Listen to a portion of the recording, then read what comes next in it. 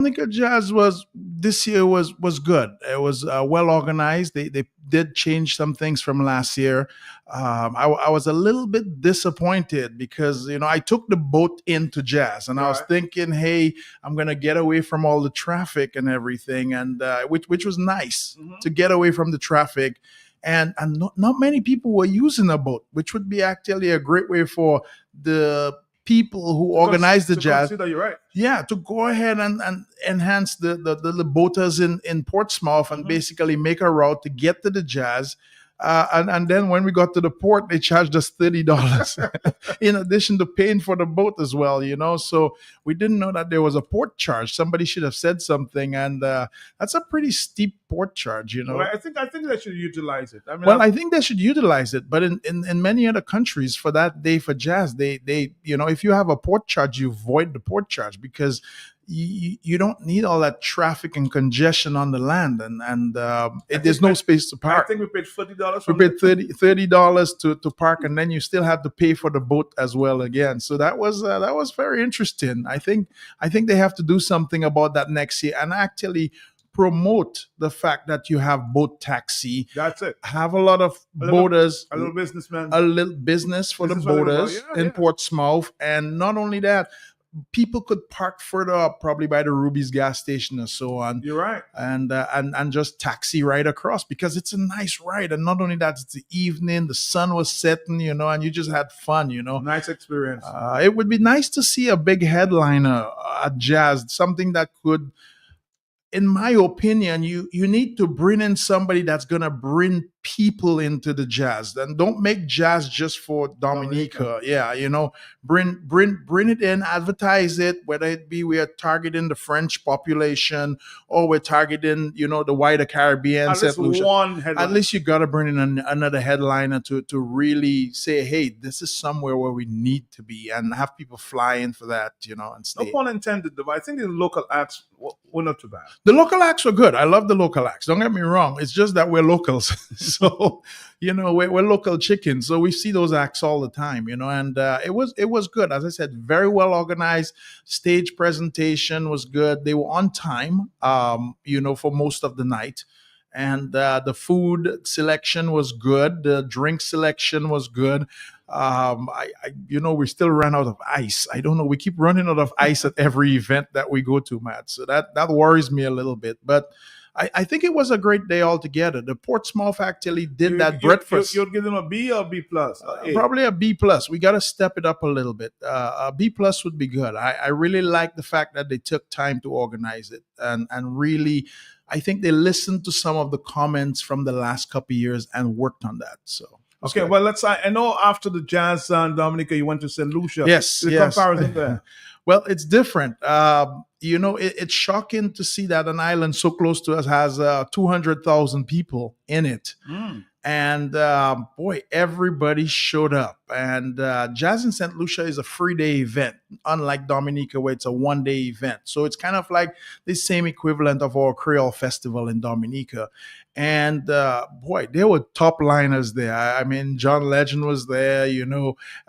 There were just acts beyond. You had the first night, which was Caribbean fusion. The second night, which was the African evening, and then you had Earth, Wind, and Fire was there as well on Sunday night with John Legend. Oh. And big hits. I mean, people were just blown away by that. And the nice thing about that, you had people come from all over. You had people come from England, from Canada. You had people come from America just to see those acts. And everybody from the Caribbean was there. I'm going to tell you, A lot of Dominicans were there. a lot of Dominicans, a lot of Dominicans were there. They drove in force there. The VIP was crowded. The regular session was crowded. Really good show though. I'm going to tell you, very impressed. The stage presentation was good, but Matt, I'm going to tell you, in all, I thought that our Creole Festival was actually better than that in terms of the attendance. The crowds that we get at our Creole Festival sometimes just amazing. So we do have something in Dominica with our Carnival and our Creole Festival. I'm going to tell you, we are king of fete in the Caribbean. King of Seawall. King of See, if you want to call it SeaWorld, you can call it Sea, but King of SeaWorld in the Caribbean. I think everybody recognizes that Dominica has a very special carnival and Dominica has a very special Creole festival. The whole idea, though, is to grow on these things and make them accessible and put things behind them so that people can get the services that they need. People can feel welcome and they can be comfortable when they get here.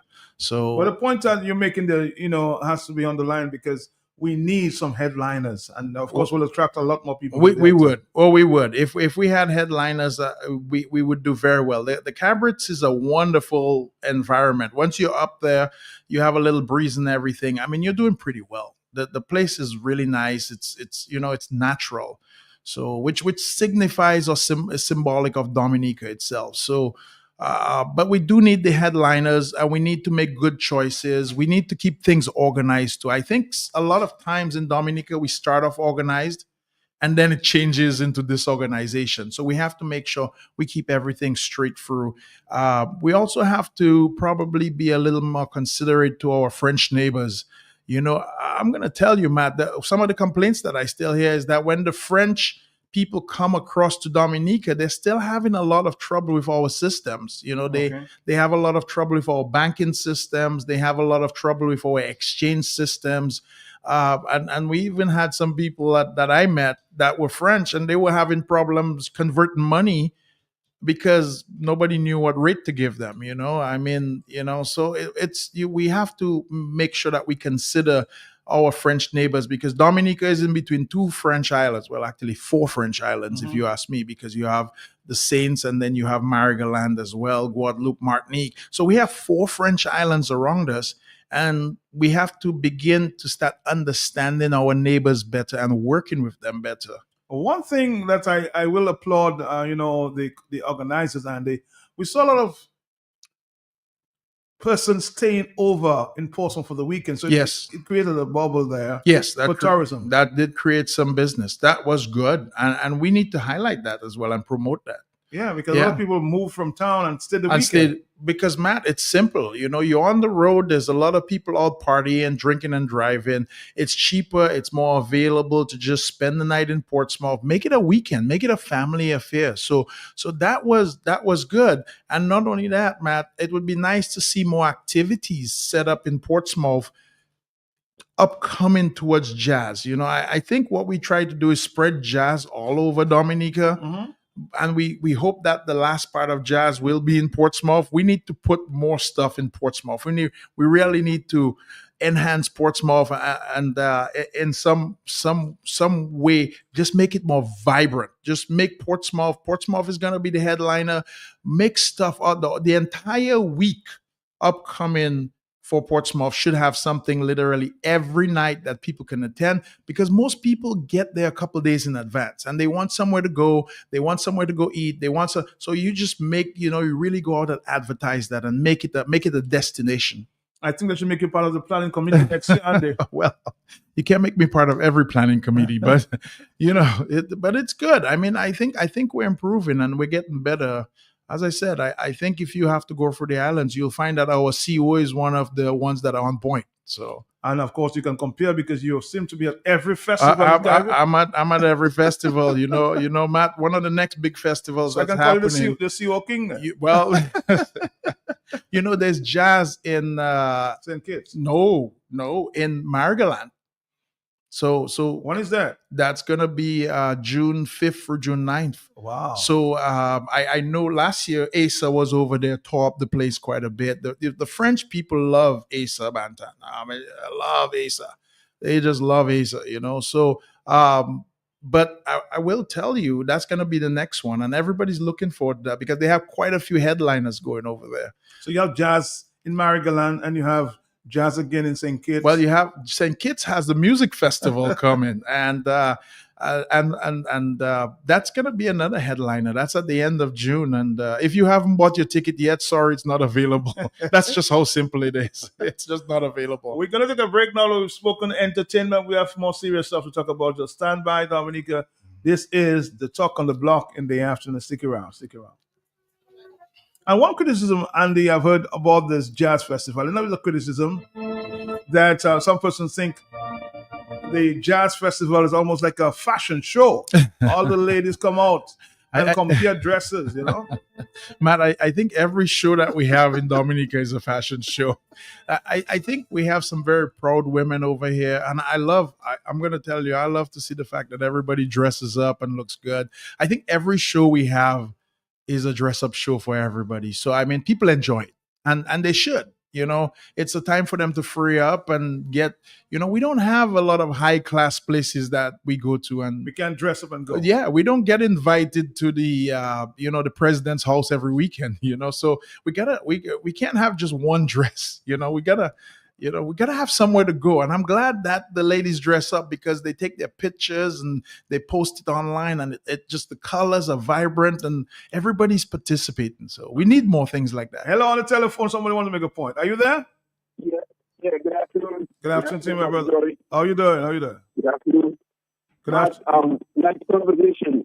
Johnny, I called in because you made a point and I didn't want it to lose. You see, the difference between St. Lucia and Dominica culturally is St. Lucia thinks festivals, Dominica thinks events. That is all it is. And these are the countries, because we have everything.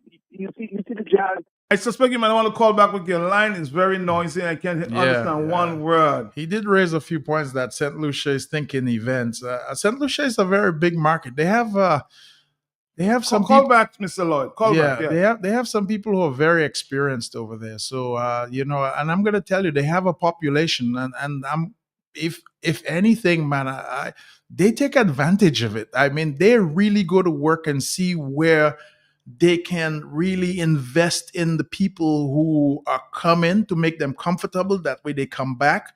And not only that, they see how they can take every dollar from their pocket before they leave as well. So you really have people thinking of strategies and ways to make things happen so people can spend more money. The whole idea is that we bring them here. Now we have to get them to spend more money. And if we can do that, I think we succeed. We have to make good food available. We have to make restaurants open up. We have to make sure You're the making a very good point about vendors, food. yeah, We never have enough food to we feed we never have enough food because we never know who's coming and who's gonna eat and who's gonna buy. We have to start doing better at our prep work and getting stuff. We always run out of drinks, run out of food. I don't know how we do it, but we have to plan a little bit better for those things. All right, let's take a break. We'll come right back, Dominica. This is Q95, and this is the Talk on the Block.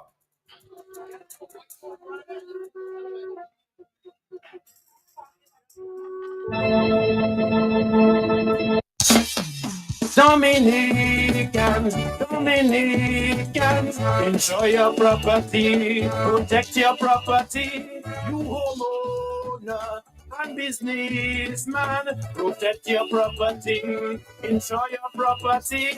Can't wait for the hurricane, can't wait till your flood again, can't wait till your roof fly out and all your business coming out. Remember, no insurance company will insure your property when a storm is approaching. Get ahead of the hurricane season. Insure with a company who gives you the assurance of payment for your valid claim. Come speak with us today at the New India Assurance Company Limited, upstairs AC Shillingford and Company Limited, 24 King George Street, Roseau. Bring along an up-to-date valuation from a qualified engineer and get insured today.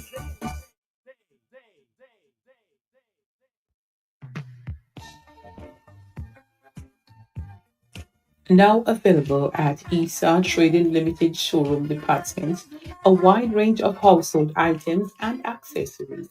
Plates in porcelain, ceramic, clear and cordial. Bowls in glassware, plastic and porcelain. Pot sets and frying pan sets. Glasses for all occasions. Knife sets and cutlery. Water jugs and storage containers. Wooden spoon sets. Dish strainers. Chopping boards. Bath towels, shower curtains, bed sheet sets, curtain rods, living room sets, recliners, and dining room sets, mats and rugs, and so much more. All at unbeatable prices. Visit us today. We are located at the corner of Kennedy Avenue and Dame Eugenia Charles Boulevard, Roseau. ESA Trading Limited, making a difference for you.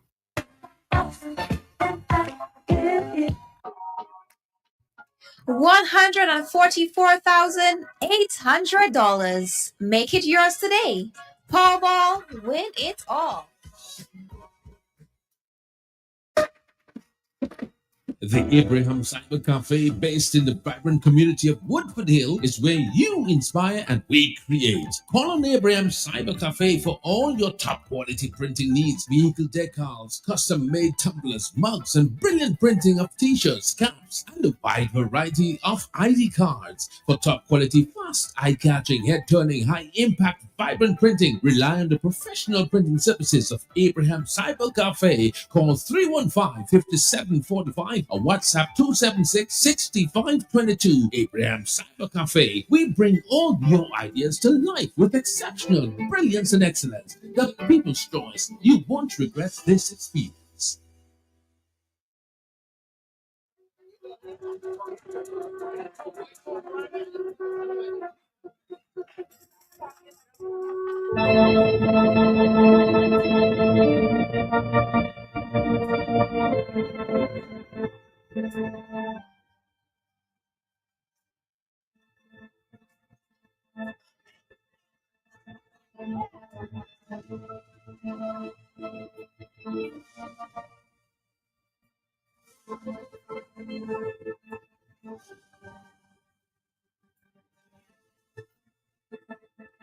And this, should I say, Mr. Jolly?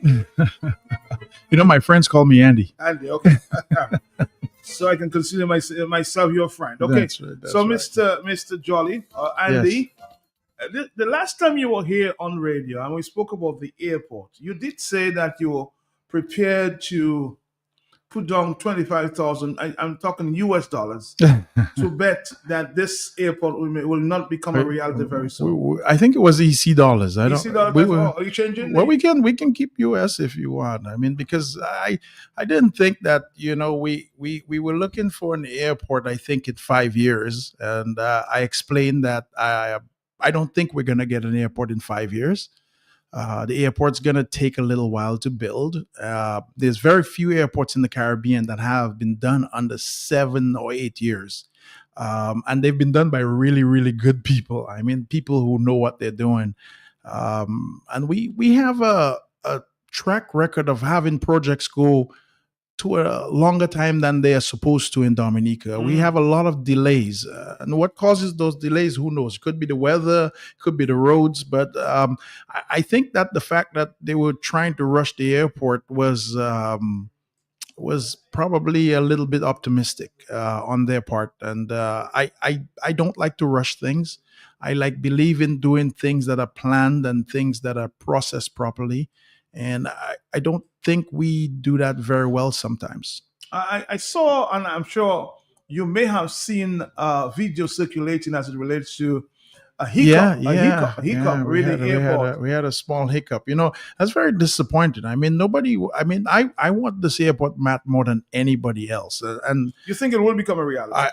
Jesus Christ, I just don't know when. That's the problem. They said 2027.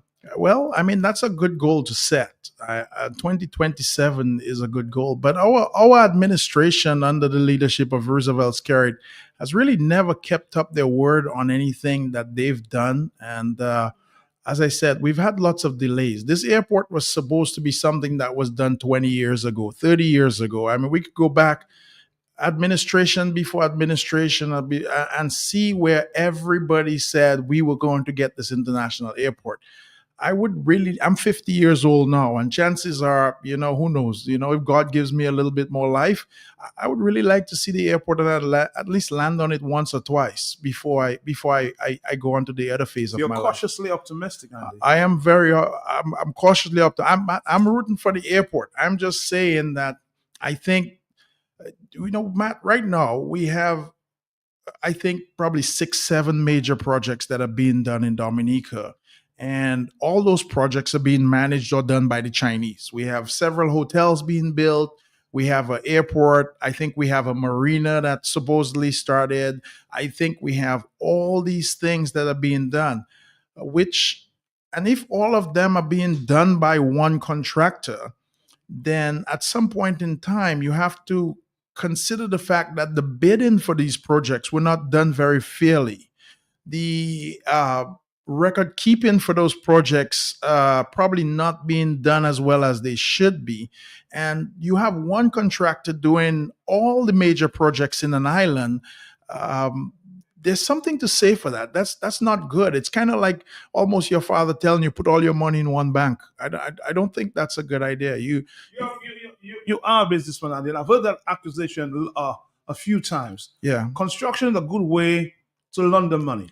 Well, it is. It's the best way to launder money because, what if you spend an extra million there, an extra million there? What if you don't dump the container of concrete where it's supposed to go? You can dump it somewhere else, So it's a good way to make money disappear. Especially if you have poor management, Matt. If you have poor management and poor record keeping on a construction job, you could spend thousands or millions, probably even billions of dollars extra from what you are supposed to. And not only that, a construction job, Matt, I'm going to tell you about it. When you start it, you could start aggressively, but you don't have to finish. I mean, you could just keep going and milking the cow as you go along. I mean, that person is optimistic that that project is going to come to fulfillment. But as you notice, they're giving you more money and more money. And where does it stop? When do you say, hey, I am done. I'm going to be done. And when do you hold contractors accountable for what they're doing to say, hey, you said this project would cost $10. We're now at $12. You obviously need to put in the money to finish it, or you should have made measures, And I mean, these things are just not very well penciled out. So I think we might have some issues, And I see it looks like we're building an aquatic center in Wesley now. I think we've changed it from the airport to an aquatic center. Well, I'm happy you bring up some of the issues. And I spoke. I don't know if you listened. I spoke to the CEO, Mr. Johnson, as it relates to the airport and the hiccups we are now experiencing.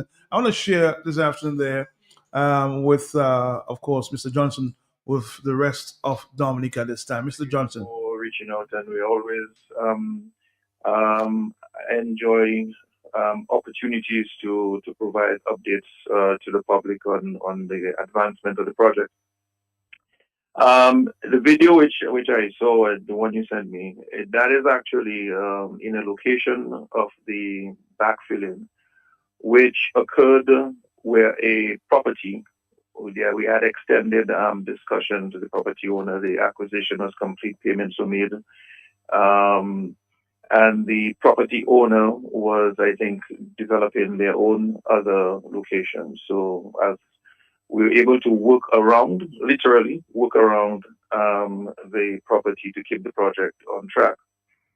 So the contractors and engineers were able to continue the backfilling in the areas around the property to provide the owner time to relocate and move. So what you're seeing really is just that depression in that area where there's backfilling done around it, where due to heavy rains, you now have accumulation of water in the spot. There's going to be backfilling in that area and compaction and to make sure that everything is on track. But it's nothing. It's no major disaster or failure. So there's no need to worry or be concerned at this time. No. I mean, I appreciate the concern and the engagement of the public, and I mean the fact that it's being talked about is an indication that everyone is keen on seeing the project completed to the standards that we all would want. So that is always a good signal. But there's no need to worry about that. You shouldn't be losing sleep on that. It's actually part of the planned works. As you know, there's been a lot of rain in Dominica for the past few days. So much so, the contractor, there are times when you have to stop work and wait for the showers to complete because of the nature of the soil in the area.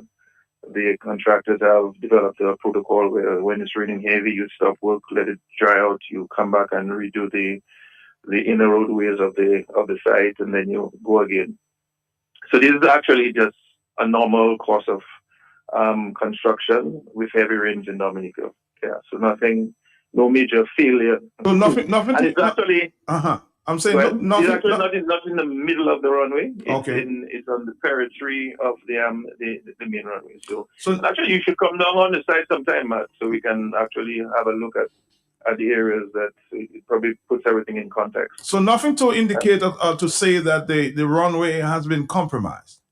No.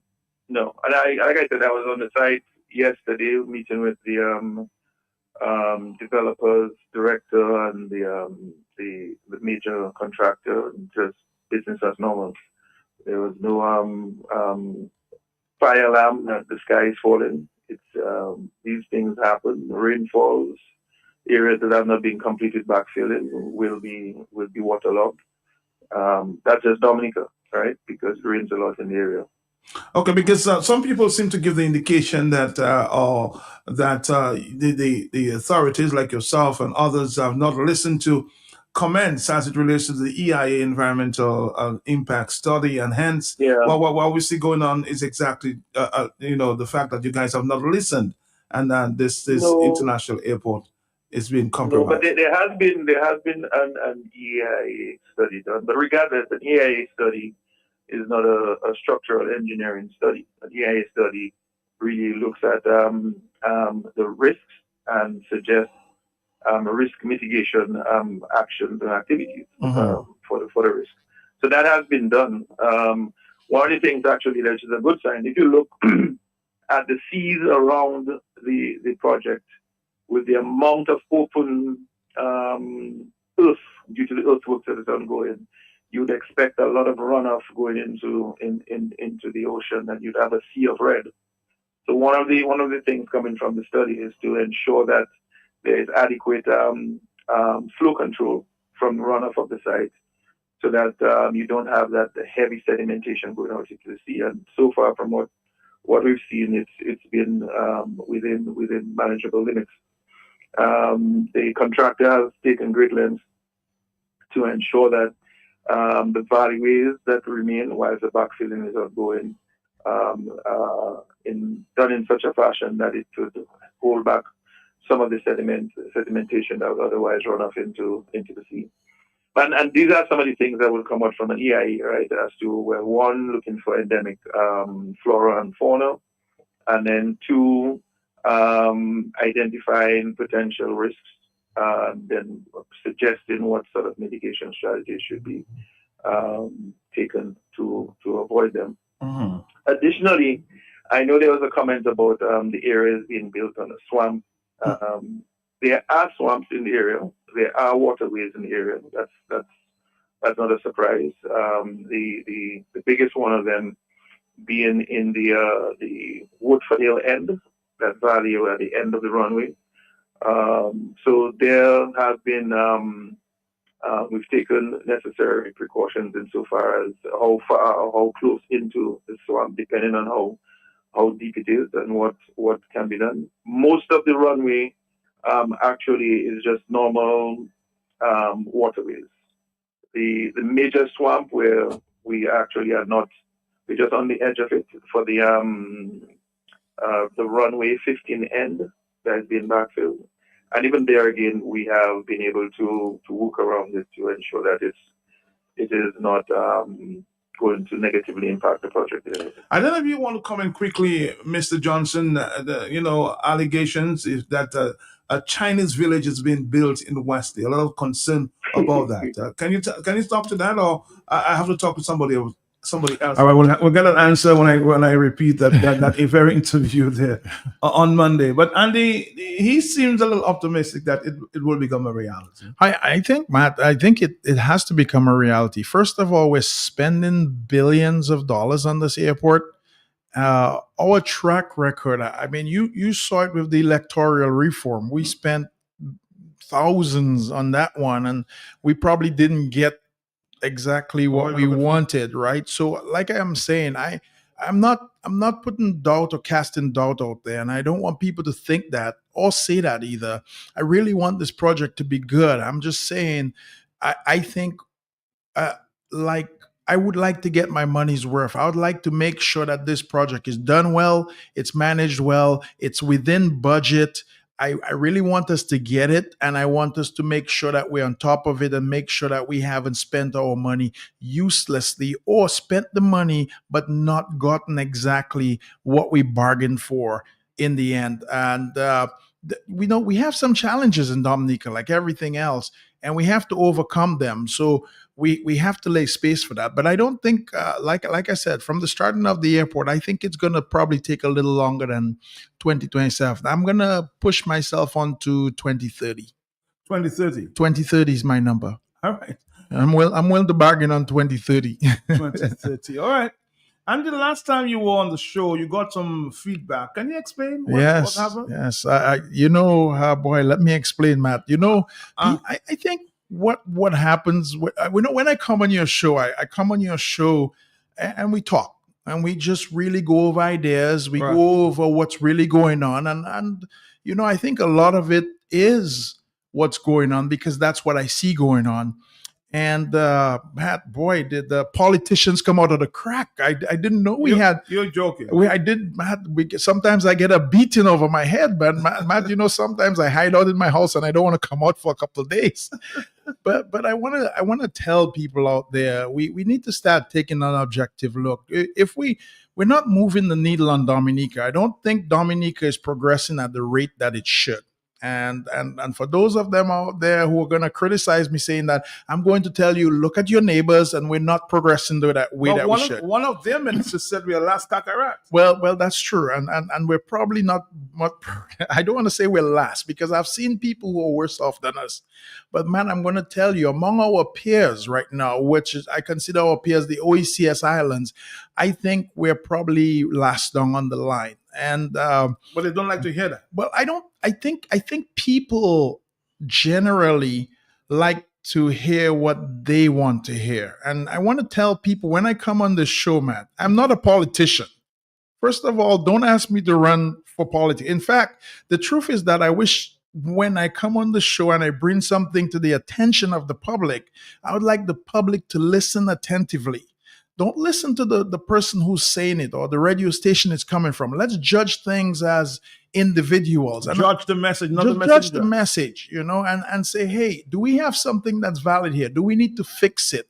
I would really like our politicians to get to work and get things fixed. And let's get this economy moving. Let's get Dominica moving. Let's get Dominica back in line or up front where we belong, because Dominica is one of the hardest working sets of people that I've ever seen. Second of all, I think we have more to offer than a lot of our other neighbors. So I think if we are able to market what we have, if we are able to harness the energy that we have in Dominica, I think we should be great, just like that. But I think when I get on the radio, a lot of people come out and say, oh my Jesus Christ, look at what he said. And I have to tell people, Matt, all the time, I run a set of very successful companies. I run about 17 companies that are very successful, Matt, all the time. And I tell them, I want to see the success of Dominica. I do not want us to sit there and play red or blue or colors. In fact, all I want to make sure, Matt, is when I go to the supermarket and I pay $20 for something, I get exactly what my money paid for. And I'm going to tell you, with this administration led by Roosevelt Skerrit, we've paid $40 and we've not gotten our money. We've paid $50 and we've not gotten our money's worth. So the question is becoming, we as Dominicans are paying constantly, but we're not seeing the return. We're not seeing the return on our investment. We're not seeing any returns on anything that we do here. The businesses are going out of business. The businesses here are struggling. We're not seeing any tax relief. We're not seeing any governmental support. In fact, we have a government now that is not pro-business. We have a government that's only thinking for themselves, not for business. And we understand that small business and middle class is what makes a good environment. I want to make something clear, Andy, before you continue. I want to make something clear. you're on the show not representing Jolly's Pharmacy. No. I'm representing Andy Jolly. You're because I saw a statement all over your company. I know. I just was a little concerned. Well, there is concern because you know what? I'm going to tell you, Matt, a lot of our people, yes, when you have truth to talk, they don't want to associate with the truth in public. Yes. What they would like to do is let's go in your home, in your bedroom, and let's talk about it. But nobody wants to. They want to sweep it under the carpet. Sweep it under the carpet. Nobody wants to talk about this stuff in public. And everybody, as I said, will blame you and say, oh, well, you're Laborite, or you're UWP, or you hate this one, or you hate that one. Well, nobody hates anybody here. We just all want to be successful. That's it. I would like to be a successful investor in Dominica. I would like to be a successful person in Dominica. I would like to run a successful business in Dominica. And Matt, if there's somebody that is out there right now and you disagree with what I say, and whether it be business-wise, I'm going to tell you the same strain that Jolly's Pharmacy will feel is the same strain that any other businesses out there feeling. And I'm going to tell you, business environment right now is really hard. It's slow. It's tough. We just got some new tariffs. We just got some new taxes. There's no relief in sight for us. It's almost like we're the donkeys of society. Everybody expects, you run a business, so therefore you must be successful. Keep your mouth shut. Keep your mouth shut. If you don't keep your mouth shut, you will get retaliation. Well, what kind of environment are we going to have? We need to start thinking differently in Dominica. And the next idea that we have out there, Matt, is very simple idea. A lot of people go on their little soap opera or their little soapbox and they say, well, if we vote Mr. Skerritt out, or if we get rid of the Labour Party, who else? Well, Matt, I'm going to tell you, if it's not working for you, try anything else. Just try something. You understand? And really and truly, this hasn't been working for us. I hear that often. Yeah, people say, well, what else? Who do you want us to trust? I'm going to tell you, if what you have working right now is not working for you, you have to get rid of it. You have to get rid of it, because if we keep going down this road, Matt, we're going to have another 20 years of unsuccessful country, and we'll all be walking around in underwears and t-shirts. I mean, what are we heading to? So we have to understand. We need to understand the message that we're bringing out. And a lot of people here travel and they see all these good things out there, but the good things not good for us in Dominica. And I don't know why we have this attitude. Like, we should always be poor. we should not have anything here. We can't have anything good, And I tell people all the time, no, we deserve good things. We deserve better. We have more. We have so many natural resources. So why is it so difficult to do business in Dominica? Matt, we do not have a government that's pro-business. We don't have a government that Here's one of the biggest problems I think we have in Dominica that we've not addressed. Mm-hmm. Our politicians have failed us horribly on this. First of all, we went wrong and we adopted all those old English laws. Basically, we come from colonial English, where we took all their laws, we took all their practices, and we said, okay, we're going to use them. Well, the English was smart. The English updated their rule book, they updated their laws, they updated their ways of doing business. But Matt, all our systems here are antiquated. And we call ourselves independent. But guess what we did? We are more dependent on the rest of the world because, Matt, we're looking for handouts now. We don't have factories. We don't have industries. We cannot support ourselves financially. And we're looking for help from the Chinese of all people every single time. Everybody in the world is actually moving away from the Chinese now, but here we are cozying up with them even more. And nobody says anything. Nobody says, well, wait. And I understand, Matt, out there that there's a few people out there that Mr. Skerritt has maybe given a house to. Maybe he's given $2,000 to he's given gifts to. But these people have to understand, what good is it that 5% of the population is doing good and the other 95% of the population is suffering? Let's take a phone call on this one. Hello, talk to me on the telephone, yes? Yeah, Matt, do I sound better? You sound better. Yes, go ahead. Yeah. You know, Matt, with all the additions, all these things can be all added up. The reason we are in all these situations is not even, you know, I've been checking it out, it's not even an issue of resource. It's the mindset of management. We have a reactionary management. Even the Chinese relationship that Jolly is talking about, it's not even causing us that we have not executed to our advantage. We keep thinking of this Chinese relationship as a structural relationship. We do not see it exponentially. We do not exploit it exponentially. Look at the idea of the jazz festival and these festivals. These people look at those things as individual nights. They don't look at them as a collective. The advantage of a festival is to allow you to make more money with less. You save money on nights by doing things like heritage artists. You see that jazz festival, if you have a headline of Friday evening and it's not a headline that you're going to pay no up to, no. Heritage artists in all these other movements and things where people pay how much money to go to see them, and you can get them a whole lot cheaper. You make sure people come to Dominica by Friday night. After that, post-mortem and everything is a wash. Cabbage shouldn't even have space, but they just see these things as nights. You know, the same thing in the original festival. Have a heritage night, save some money. You're spending too much money to make money on festivals in Dominica, and it's across the border, in airports, everything we do, we're spending too much because we do not have a complete sense of governance. We have a reactionary mentality, and that is one of the things that Dominicans need to pay attention to. It doesn't matter how much more resources we get. The principle of governance in Dominica is anti-development. It is anti-development, although it tries to develop. Have a blessed afternoon, brother. Have a blessed afternoon. You agree? Anti-development? Well, I think I don't think it's anti-development. I think we do have good development. However, I think the government has too many hands in the management of the development. And I'm going to tell you, one of the things, like I just came from St. Lucia, and I had a buddy that is interested in buying a house in the Caribbean.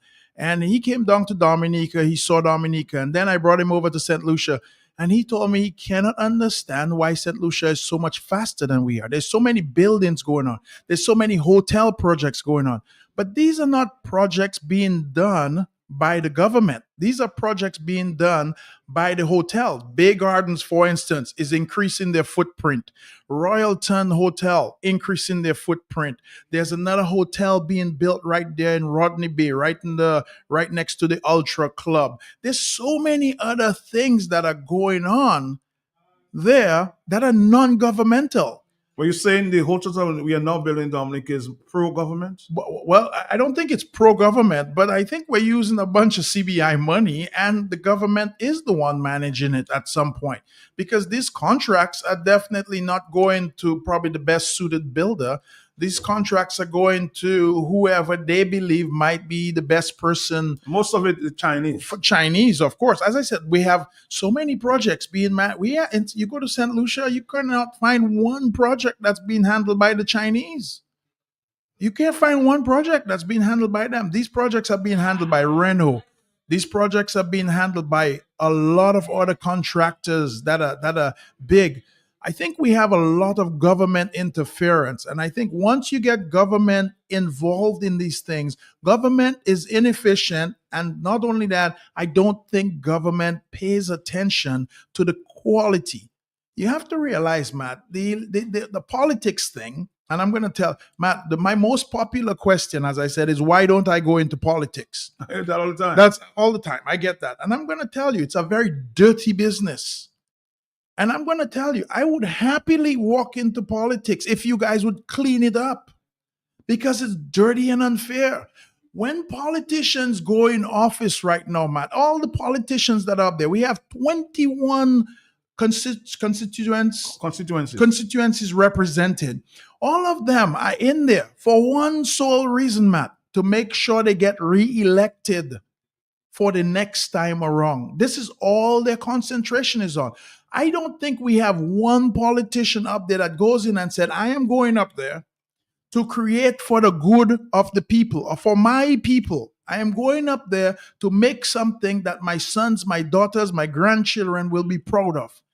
Politics has become dirty. It's become this thing where all we do is we are looking out for the next 5 years. We're concentrating on the next 5 years, and everything the Labour Party government does, they say, hey, Labour did this, make sure I remember this. Labour did this, and Labour did this, and Labour's doing this.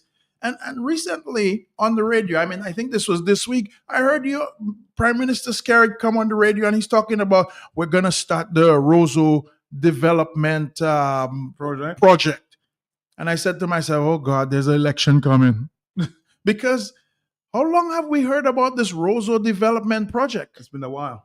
It's been years. We've heard about Roseau development. In fact, Matt, we've seen pictures of the Roseau development project. We've seen what Roseau is going to look like.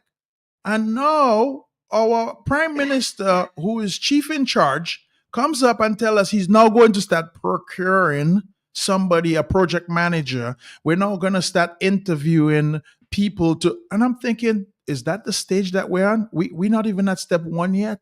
We don't have a project manager. We don't have no design yet. We don't have anything to go. So all those pictures that you showed us were what, fake? You don't have anything to go on. So here it is that we're now starting a project so that we can say, hey, we have the marina going. We have the airport going. We have 2 or 3 hotels going. And recently, Matt, they started another hotel in Newtown again, right? The other hotel, Timbo's, I believe it's called, is starting in Newtown again. So we have one up at Lale Coco, and then we have another one in Newtown, and which all passport related. All passport related money. And then there's Fort Young lower down. I mean, what are we competing with Fort Young? Fort Young's not even filled up yet. We should at least give them a chance to get on their foot. And if instead of starting Timbo's, I would have fixed up Garaway instead. I mean, don't get me wrong. I just think that there's zero organization and zero thought process that goes into these things. And I think we need to do better. We need, as Dominica has led the nation so many times, and all our good Dominican brains are seeing this, and they're just going overseas. They're heading overseas. There's more Dominicans in St. Lucia than anywhere else, though, man. I want to tell you that. St. Kitts has a good portion. St. Kitts has a good portion, too. Yeah, bro, I'm in Antigua for over 35 years, and I tell you, Dominica is not nowhere. My business, I came back and opened in DA, took over 100,000, and I had to run back to Antigua. This is a young man doing business. People do not understand the business environment here is hard. So I want people to know that when you see somebody has a business in Roseau, they are not killing it. They are barely getting by. The businessmen in Roseau are suffering, and they cannot say very much. They don't have any power. What are they going to do? They can't do anything. I'm going to tell you, if you bring probably 90% of the businessmen here in Roseau and say, look, show me your bank book, I bet you'll see something, Matt, that will make you sick in your stomach. They're not making money. They're not making money. And not hence that, you know what, I would love to give people in Dominica a raise, but you can't give anybody a raise if you're not taking home any money. So we have to figure this out. And instead of doing that, trying to figure out how to help our people, I think we have a lot of people in this administration right now that are taking care of either themselves, their friends, or the Chinese. Building mansions. They're taking care of themselves, the Chinese, other people. They're not taking care of Dominicans, and Dominicans are suffering. And literally, I don't know why they can't see this. Because it's plain to me. I walk around Roseau every day and I can see, our port workers are not getting paid enough. Our policemen are not getting paid enough. Matt, I got a whole bunch of flack last time I was on your show. Really? Because I said NEP was making $7 a day. And I guess somebody told me that I'm all messed. But by the way, Matt, I want people to know when I talk about dollars, I mean in US, okay? It's really... You have to multiply it out by 3, but our NEP workers are working so hard out there in the sun. I mean, they're bringing home $600 to $800 EC. I'm going to tell them EC. I'm going to clarify my currency. A month. And if somebody wants to dispute what $600 to $800 is in EC, I spend that for coffee for some of my employees in the morning. It won't even buy all my employees coffee. And of course, the Prime Minister recently said you should save $200 from that. Hello, talk to me on the telephone. End up with $400 a month. Hello. Yeah. Are you there? Yes, I'm here. The business in Roseau is doing bad, but you have to come to Portsmouth and see the business in Portsmouth. They're doing terrible. Terrible.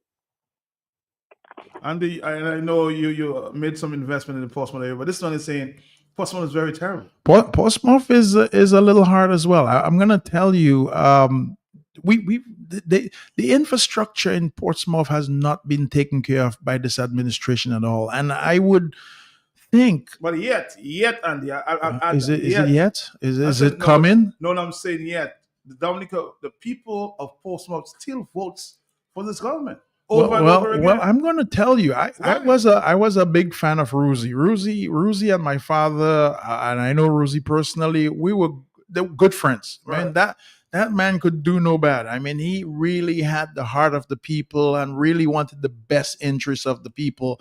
And I think Ruzi came from Portsmouth, and I think Portsmouth has an idea that this is the way that they should go, and I think people just go in and close their eyes and vote red, because that's where Ruzi's from. Ruzi's the real. If you have to ask me who the real Labour Party representative is, I'm going to tell you Ruzi Douglas. But they're facing the realities of the now, Andy. Ross left. They're struggling. So there's nothing They're there. struggling. There's more mortgages underwater in Portsmouth than anywhere else in Dominica right now. I'm going to tell you that. If you want to verify, or any fact checkers out there, go up to the National Commercial Bank. They can show you. And the credit union. But the question is, why do they keep doing the same thing over and over again? I don't know. There may be some reasons, Matt, but I'm going to tell you, Portsmouth has been ignored. And potential. There's a lot of potential. There's so much. But every time I walk into Portsmouth, Matt, I drive in there, it reminds me of like Rodney Bay in St. Lucia, or even in St. Kitts when you go out to the nice area, Frigate Bay, in St. Kitts, even Grenada, you go out to like Carriacou out there. Yeah. I mean, Portsmouth has so much potential. You have a lot of tourist boats involved, but we've not developed Portsmouth. We've ignored it. In fact, we have yachts that are frequenting Portsmouth, and we don't have a very good place for them to even tie their dinghies. But I heard the marina is coming. But Matt, we hear everything is coming, and that's the problem with this administration. I wish this administration would just stop for a minute. Do not start any new projects. And if I could reach out to Mr. Scarrett, I'd watch him in his face and say, sir, don't start any new projects. Complete. Why don't you just work on just completing some stuff? I don't know if it's a political game that they're playing where they have 10 projects in the water just so that people can see, hey, let's hold on. Maybe this project will finish. But it's a stupid game. It's a very dumb game. Let's finish some projects and let's get us moving. Let's get one at a time finished. And we still, in Jazz, Matt, I know you didn't take a car into Jazz, No. into Cabarets, but we still have that big Morocco hotel down there that we've paid for with our money. And the Portsmouth, if you want that Morocco hotel to do something, or you can't do something with it, okay, I understand that you don't want to get rid of it, but give it to somebody. I would prefer, Matt, if I have something, I don't care whether it's my car, my house, I probably won't give away my kids. But if you're doing nothing with it, give it to somebody who's going to do better with it. They're going to enhance it. Sell it to them. It's okay. You don't have to win everything all the time. If you can't handle the Morocco hotel, give it away. Why do we have the hotel that we spend so much time, effort, money building, and now it's just decaying in front of us? And then you want everybody to go to Jazz and walk in front of this beautiful hotel that we used to have and just watch it.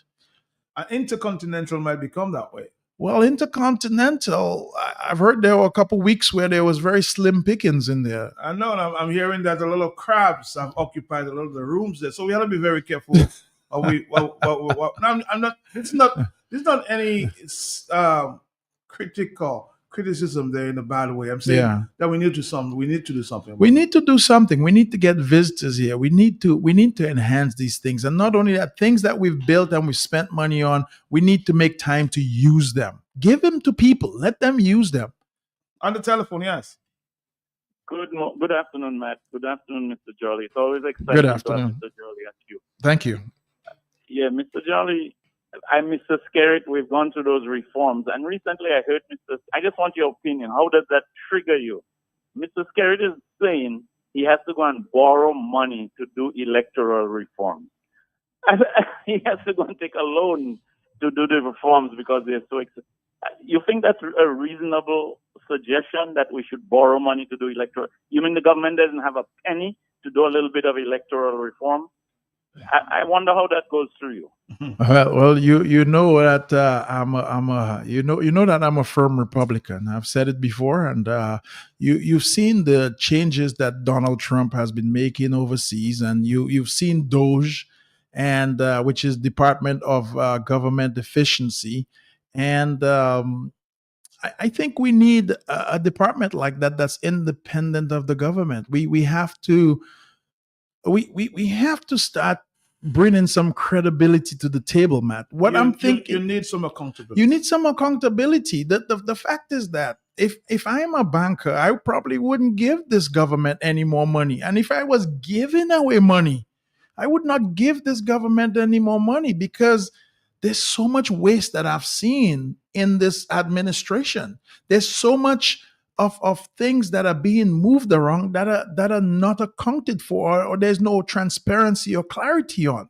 So really and truly, I think every time Mr. Skerritt comes up, he tells the people of Dominica there's lack. But we messed ourselves up. Matt, remember when we were getting all this CBI money? What did we do with all the CBI money? We had a whole bunch of CBI money. We never put it to good use like the rest of the other countries.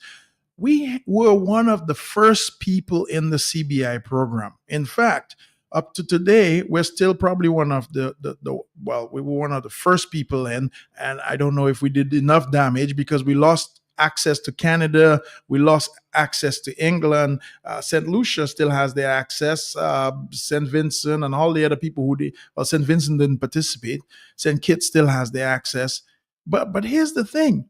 We used up all that money that we got from CBI. We wasted that money, and now we're in a pickle. No, those other countries are doing a little better than us because they put that money to good use. That money is being worked on now. That money is moving around in the system. It's gotten in there and made babies for everybody. But we didn't use our money very efficiently. And if you want to argue that point, again, let's go back to the Morocco Hotel. Let's go back to the other hotel that's in Picard that we're building. We've been building that was the Hyatt for the very long time right there on the Picard Strip. We have several other projects that are going on. And ask yourself, how are any one of these projects going to benefit Dominica? Probably we should stop building hotels and take the money and put into something else. So Mr. Skerritt comes up and says, we don't have money for electoral reform. I'm hearing that most of the hotels are being built. We're getting ready for the international airports, meaning that we need space when the people start coming in. They're coming in. That's what they said. Oh, okay. Okay, man. All right. We need a runway first, though. Let's see the runway. Let's see a guaranteed runway. But I mean, maybe that's what it is. But Matt, what are we doing meanwhile? What are we engaging in meanwhile? Look like that. Look at the electoral reform that the people of Dominica want so badly that actually we paid somebody. I think we overpaid, by the way, because whatever electoral reform that was given, we could have gotten that for a lot cheaper. I don't know if you agree with me or not. No. We paid $700,000. $750. $750. I mean $750,000. And we have not used one. We've not used one of the suggestions that was on the paper, so we could have gotten that a lot cheaper. You understand? But a lot of those things are just for show. And then he says, well, we don't have money for electoral reform. Well, what happened to all the money? Where's all this money going? So this is when we need people to look at it and say, hey, I am going to tell you, man, I'm very firm supporter that we cannot balance our book in Dominica. If we had to see the books for Dominica, the actual books, how much comes in, how much goes out, I guarantee you those would not balance up. Hello, on the telephone. Yes, Matt, good afternoon to you and to Mr. Jolly. Good afternoon to you, sir. And to your listeners at home and abroad. Yes. Yeah, Mr. Jolly is so correct on the CBI, and let us say, in all the government that has passed in this country, this present government is the government that got the most money. They got money for, remember we had a trough system that affected us. Then they got money for that. Then we had tropical storm Erica, money for that. We had Hurricane Maria, money for that. We had COVID. CBI, money came in. We had COVID CBI. too. Yes, we had COVID. Yeah, we get some support. We also had, I mentioned the CBI. We had the VAT, because there was no VAT before this government. So I remember when I was part of the government in Parliament, we had anticipated to make a certain amount. I don't remember the figure now, but they collected that year more than what was anticipated to raise from the VAT and so forth. So we had all of these monies coming in. The other thing to do, at some point, the OAS was assisting countries in the OECS to do, or in CARICOM to do reform, and they sponsor that. Dominica, I don't know why we feel we're a rich country and we did not go that route. We went trying to see how we could, as a country, how we could safeguard the loopholes that we could exploit in the electoral system. So that was our benefit rather than ensuring that Dominica gets it free like every other country like St. Kitts and his other islands.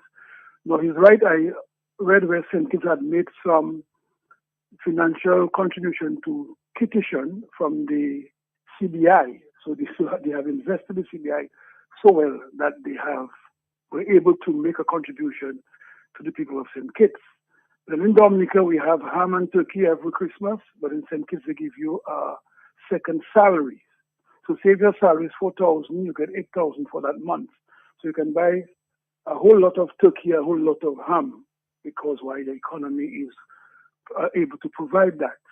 Okay, the other point though, we are hearing now, after all these monies we have received, we're hearing now the government is taking a loan from the Lotto. You know, we buy this little Lotto, we pay $3, $2, whatever we pay. The government taking a loan there for about 12 something million dollars to put lights at the Windsor Park Sports Stadium. The other thing now, we had the government is taking a loan about $8 or so million to implement the electoral reform, that was just passed.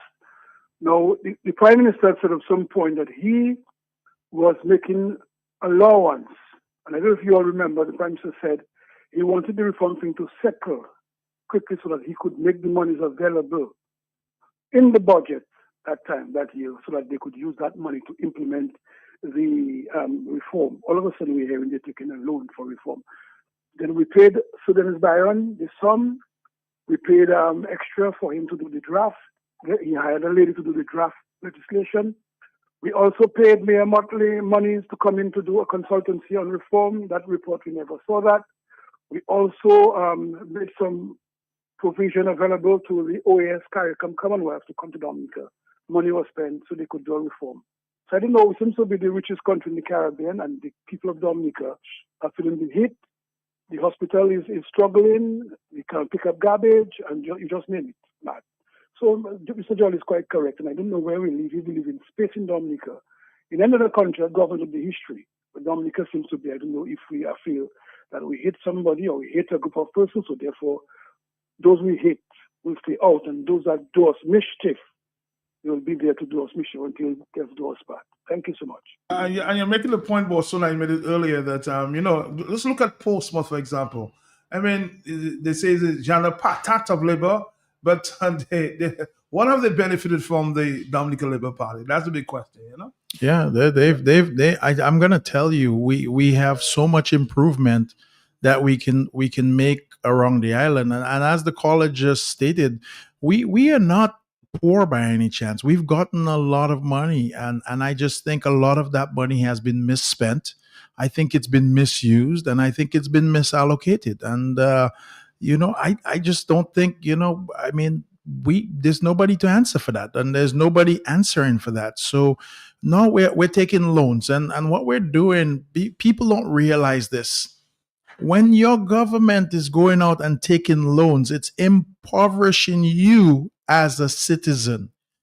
To tell you the truth, anytime you take a loan, you become poorer, because now you are held hostage by someone else who is now ahead of you, dictating how much you should pay them back, how much you should give them, and at what rate you should give them.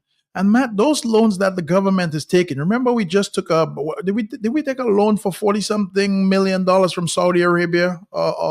Yes. Some time back, US. And we took a big loan. Nobody tells us what the interest rate on these loans are. Nobody tells us what the terms on these loans are. Nobody even knows what the outstanding balance of the loans that we have. We are running ourselves into a lot of debt servicing. And I'm going to tell you, the only person who's going to feel that pinch is Dominicans, because we're the ones having to pay it back. The people that are taking these loans have no regard or no responsibility for these loans. So I want people to know, when you hear your government say, I'm taking a loan, it's from your pocket that they're taking that loan. You're paying it back. You're paying it back. Hello, talk to me. Sorry about that. The numbers again, 449-3095, 449-3096, 449-3097. Let's take a call. Hello, yes? Yes, good afternoon, man. Good afternoon, Mr. Jolly. Good afternoon. That loan business, when you have to think of it, is really sickening.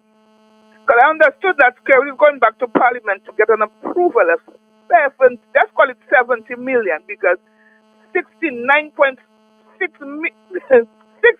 million 930 something thousand dollars, just quite $70 million. To do what? You're not telling people exactly what you're going to do with that money. When the money comes, the money is finished now, we're not knowing nothing. Mr. Jolly, you're talking about what they did for the roads or improvement. Mr. Jolly, since when we're talking about that roads or improvement? Since 2009, you see the State House, Mr. Jolly, money that had to be done for roads or Central. The State House, the electoral office was a loan of $100+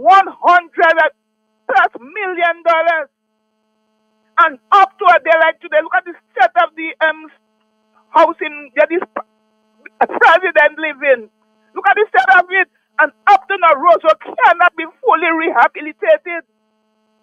We got money for COVID, $49 million for COVID. Where did money go?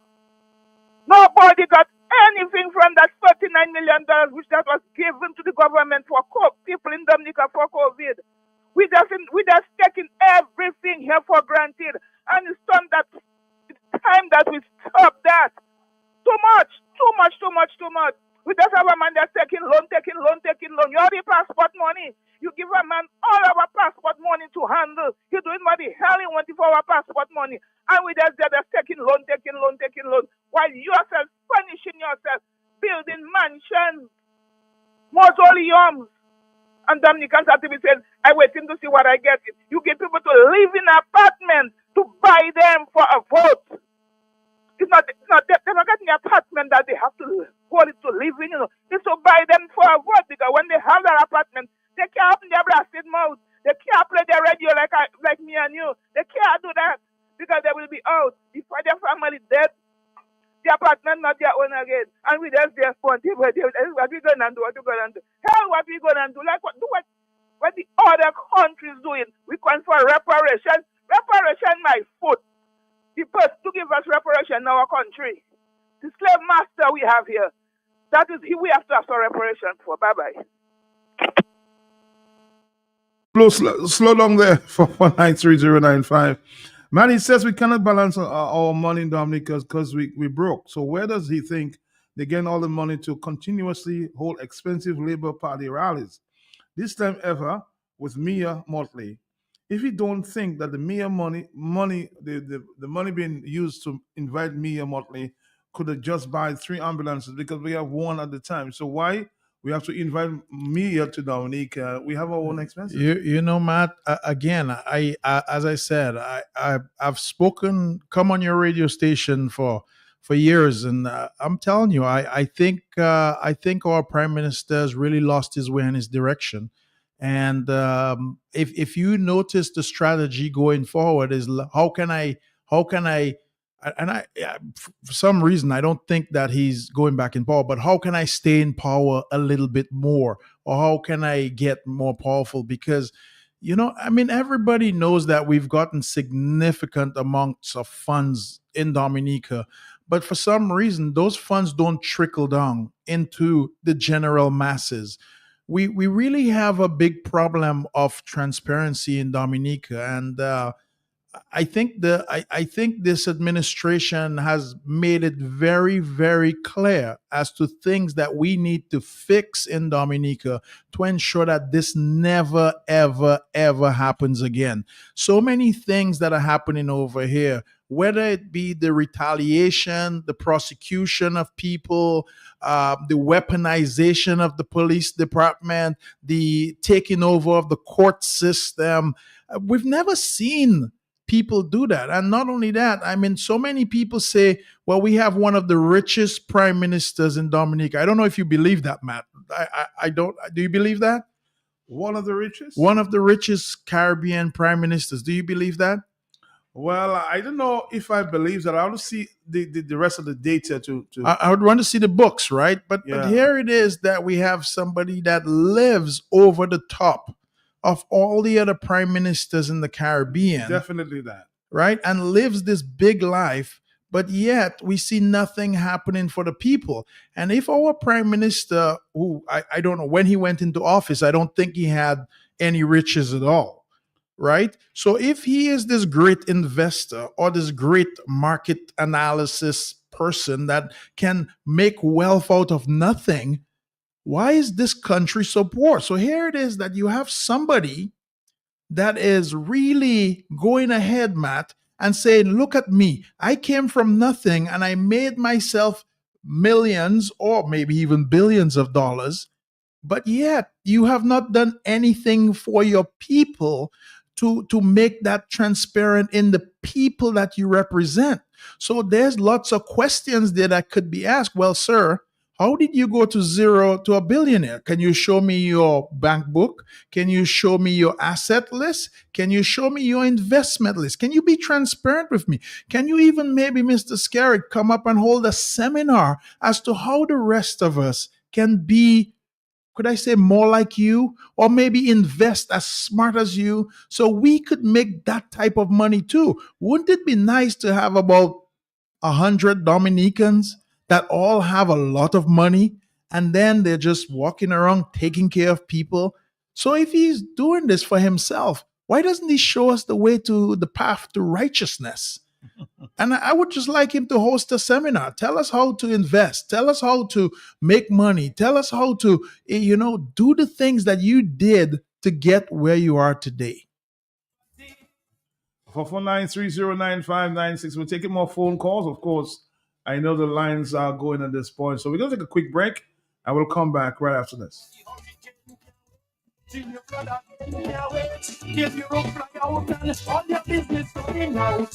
Remember, no insurance company will insure your property when a storm is approaching. Get ahead of the hurricane season.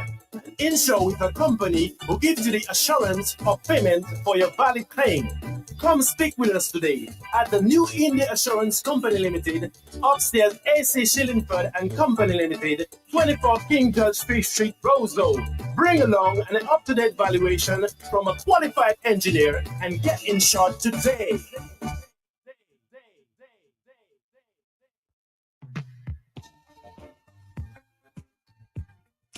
Now available at ESA Trading Limited Showroom Department, a wide range of household items and accessories. Plates in porcelain, ceramic, clear and cordial. Bowls in glassware, plastic and porcelain. Pot sets and frying pan sets. Glasses for all occasions. Knife sets and cutlery. Water jugs and storage containers. Wooden spoon sets. Dish strainers. Chopping boards. Bath towels, shower curtains, bed sheet sets, curtain rods, living room sets, recliners, and dining room sets, mats and rugs, and so much more. All at unbeatable prices. Visit us today. We are located at the corner of Kennedy Avenue and Dame Eugenia Charles Boulevard, Roseville. ESA Trading Limited, making a difference for you.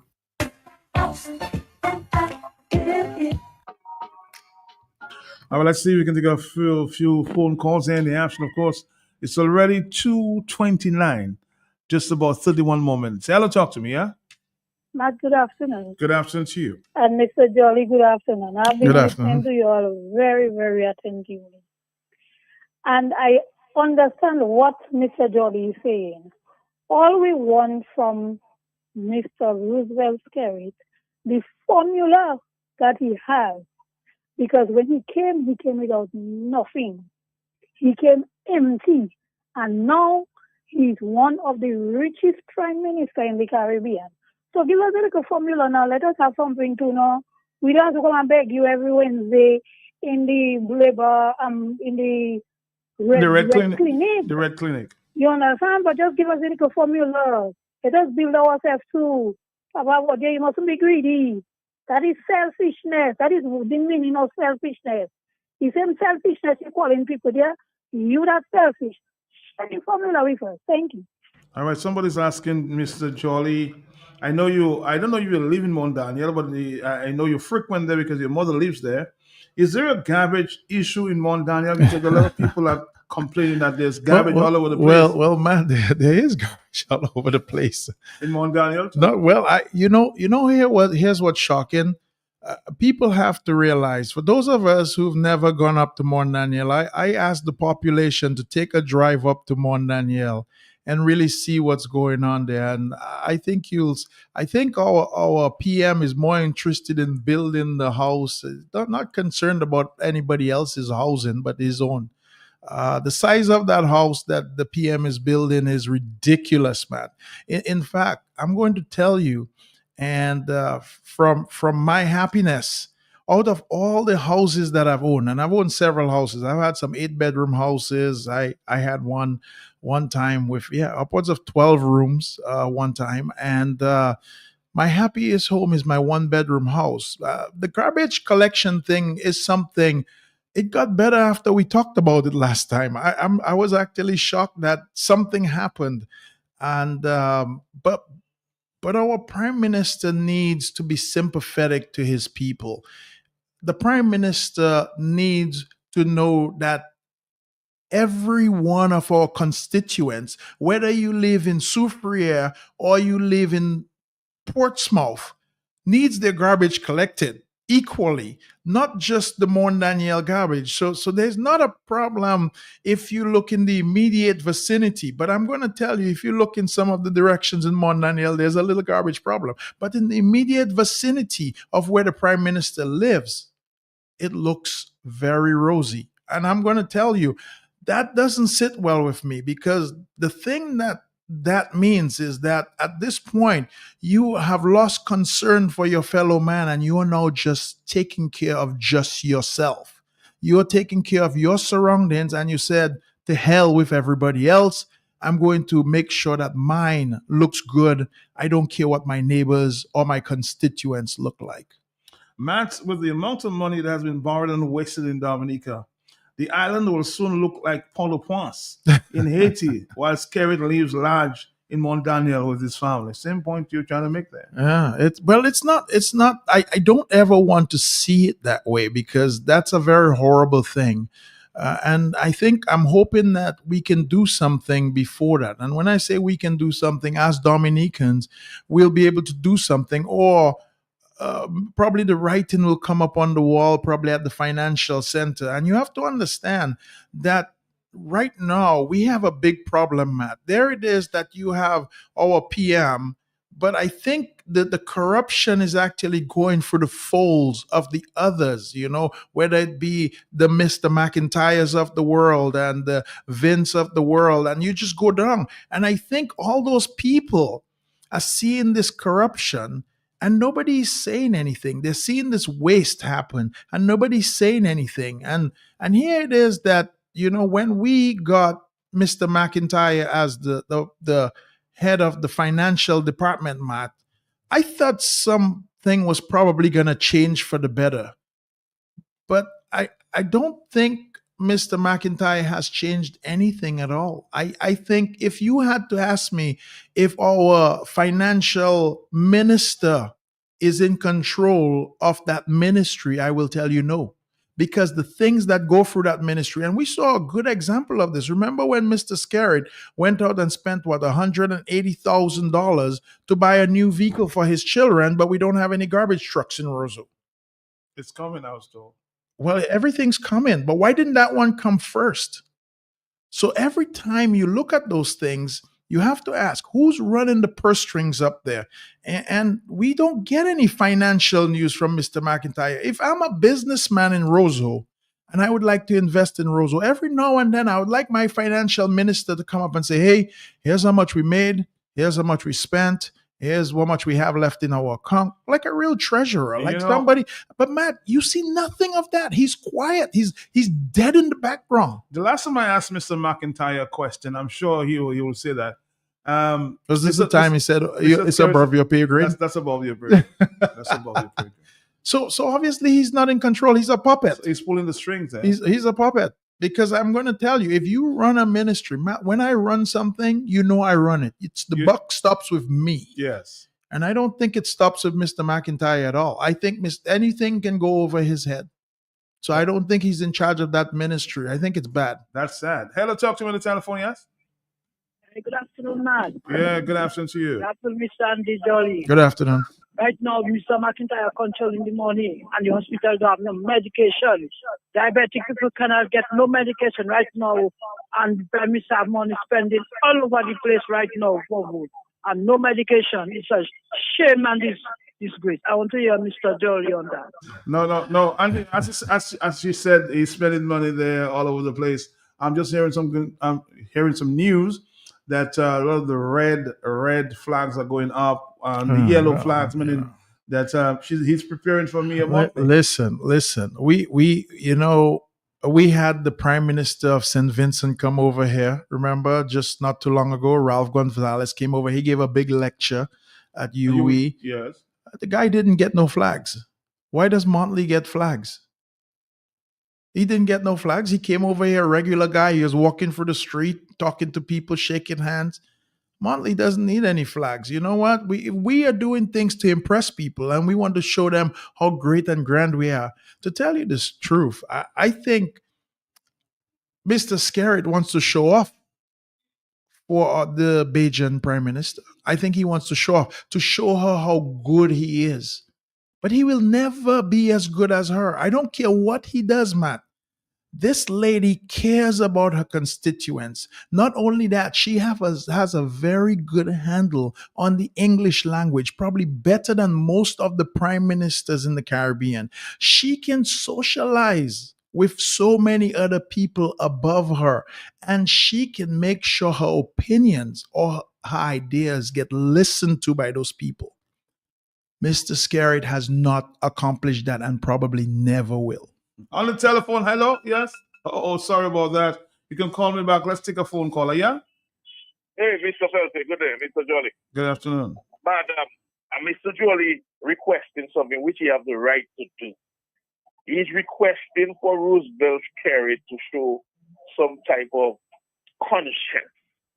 Matt, you cannot pull mangoes. You cannot pick mangoes from a coconut tree. Roosevelt Scarrett doesn't have a conscience. You know what I'm saying? First of all, I am also not in favor of the laws of Dominica that gives a leader or members of cabinet medical insurance to go overseas on the treasury of Dominica to go overseas and seek medical help. They are responsible to provide proper medical care in the country that they govern. That is what they sign up for. Why does the country have to give them that liberty for them to go overseas on the country behalf to take care of themselves? That is where now Roosevelt Scarrett can tell the people that if his children fall sick, he can go to overseas, and if he falls sick, go overseas because he have medical stuff. What about them? Once somebody tell you that, that means they don't really too care about the medicals in the country you live in. And he's the one that is responsible to make sure that Dominica has that. In the meantime, he talking like that and all these things on Dominican people money. he is actually living in a $64,000 house at Mondaniel, renting. And opposite that, or adjacent to that, he's building one that allegedly cost 60 million approximately. So this man doesn't have a conscience. There are children that go into bed without food and all this different thing. And this man out there talking nonsense. Satan is asking this man to show conscience. It's like asking Satan to regret he do wrong. Anyway, later. All right, let's take another phone call there. Yes, hello? Good afternoon, Matt. How are you? How are you? How are you? I'm great. Matt, a number of things, if you don't mind. First of all, I heard a call of yours talk about the law in Dominica, which allows the Prime Minister and Cabinet Ministers to have access to overseas health care. There is no law. What we have existing is the abuse of privilege by the Prime Minister and members of Cabinet, and colluded to by people like the Financial Secretary and the Cabinet Secretary, who facilitate those things. And from what I know, there is no law. It is simply the abuse of opportunity and privilege that allows these people to do those things, okay? And that is not part of any instituted government thing. The second thing I want to say, Matt, is this. I heard that perhaps people should ask Mr. Skerrit for advice as to how to get rich. I think the last thing that anybody should advise any Dominican to do is to follow Skerrit on how to get rich, or to follow the Prime Minister or anybody in this government how to get rich, because we know that would only perpetuate and expand the landscape of crime in Dominica.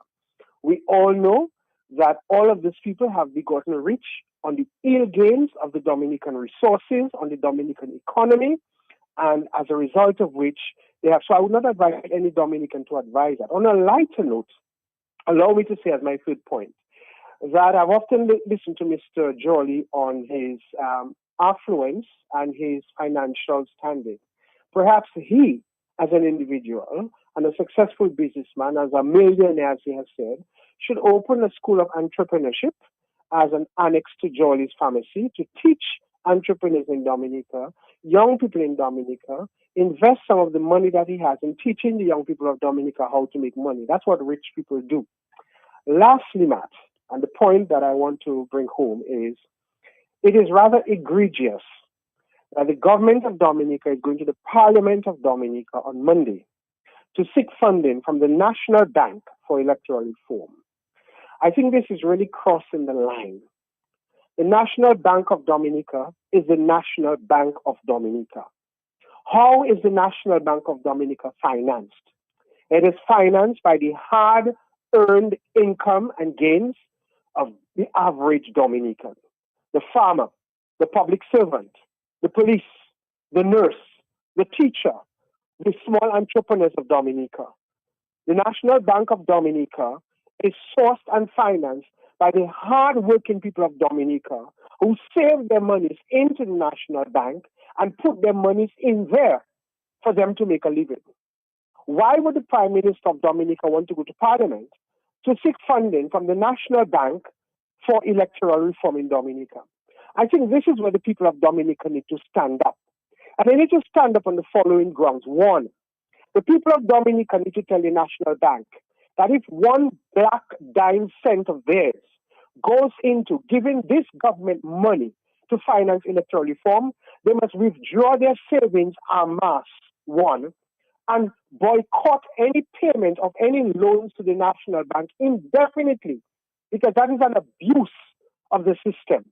And because of the fact that we have been told over the past 10 years by this government that there is money there for electoral reform, that we have spent millions of dollars on a process, for people to be insulted today and to be told that their own money is going have to be sourced by the government to give them something that they have been fighting and lobbying for the past 15 plus years. This is an insult. I also think that this is a move by this government to aggravate the people of Dominica. And that is a ploy by the current Prime Minister to go to Parliament, to seek funding from Parliament, to see what the reaction is going to be. And for him then to say, okay, the people of Dominica or the opposition opposed such a move, and therefore he cannot give electoral reform because he does not have the money. People of Dominica need to understand that when this prime minister says go left, be very careful, he means to go right. When he says he's going north, they have to be very careful because he means to go south. When he says he's taking them into the light, they have to be very careful because what he's actually doing is taking them into further darkness and putting a wool over their eyes, throwing alkali in their faces in order for them to react so that he can have the desired results that he wants. Okay? And I think if anything that should be opposed on Monday by the people of Dominica, by the shareholders and people who invest in National Bank, is to demand and to protest and to oppose that any funding for electoral reform should come through the National Bank of Dominica. Because this government and this prime minister has stated on numerous occasions that the money is there. And so the people of Dominica must not now have to bear the cost, because the money that is going to come on the people of Dominica. And they are going to be the ones who have to indirectly support this thing by Roosevelt's government. Lastly, Matt, Mayor Motley has been mentioned a lot. I want to end by saying that I'm not sure if the laborites in Dominica who are old enough know of the role of the Barbados Labour Party between 1976 and 1979 of the downfall of the Dominica Labour Party and the Patrick John Labour Party. It was in 1976 that Billy Miller, the Minister of Health in Barbados, who was the Prime Minister of the Barbados Labour Party, and she was the Minister of Health in the Barbados Labour Party, who came to Dominica to address the Dominica Freedom Party Convention. It was Louis Toll, who, as the Minister of Foreign Affairs in Barbados, came to Dominica in 1977 to stick to the Dominica Freedom Party. It was Tom Adams, the Prime Minister of the Barbados Labour Party in 1979, who was one of the main forefront architects in the downfall of the Dominica Labour Party. It was the Barbados Labour Party between 1976 and 1979 which assisted the Dominica Freedom Party for 4 consecutive years to see about the downfall of the Labour Party. If this current Dominica Labour Party whitewashed sepulchres knew anything about the role of the Barbados Labour Party in the original downfall of the Dominica Labour Party, they would never welcome or accept the fact that Billy Miller, who is the successor of Tom Adams, of the Barbados Labour Party, would come to address the Dominica Labour Party at the 70th anniversary of the Dominica Labour Party. Because the Barbados Labour Party was one of the main regional organizations which saw to it that the Dominica Labour Party remained in exile for over 20 years. And there is more to come. There is more to come, which will come closer to that thing in June. Some things will be read, some things will be stated. And after it is stated, I want to see if the Labour Party will have any face to invite Ms. Miller down to Dominica, or to tout the fact that the leader of the Barbados Labour Party will be addressing the 70th anniversary of the Dominica Labour Party. But again, Dominicans must not accept the fact that on Monday, in the House of Assembly, this government of Dominica is going to the Parliament of Dominica to seek funding from the National Bank of Dominica, their bank, with their money, with their investments, to seek a loan for how many millions of dollars for electoral reform. The National Bank doesn't get money from rain. It doesn't get money from the Roseau River. It doesn't get money from the waters that flow on the streets of Hillsborough Street or Old Street or the Bayfront. It gets its money from the hard-working Dominicans, the civil servants, the public servants, the police, the nurses, the fires, the entrepreneurs. And Dominicans must not accept the fact that that bank is going to give money to this government in power to give us electoral. They had better find the money elsewhere, or Dominicans must stand up against National Bank and tell this Prime Minister and this current government that the people who have interest in National Bank and Dominicans will not stand for it. Because as a people of Dominica, we have been abused too long in this electoral reform thing. We have been taken advantage of. We have been lied to. And this is an indirect instigation by the government of Dominica to irk the people of Dominica into reaction for them to say, we have tried our best to give electoral reform and we didn't get it. This is not going to turn out good. And this is not something that Dominicans should sit idly by and allow to happen. Simeon Joseph. Wow. I'll come back to Andy. I just wanted a little breather there. I know you want a few minutes to punks on this points there from the social scientist. Questions, more questions than answers. In these times here of man-made and natural disaster, questions we are asking, no answers we are finding. What is stranger than fiction? Things we witness happening. Every day super wrong, but it's more confusion. This is the Talk on the Block. Well, I'm sure we'll have a few No solution. Helplessly man stand in this war. opinions there, and that's just the sentiments of our last caller here. That's my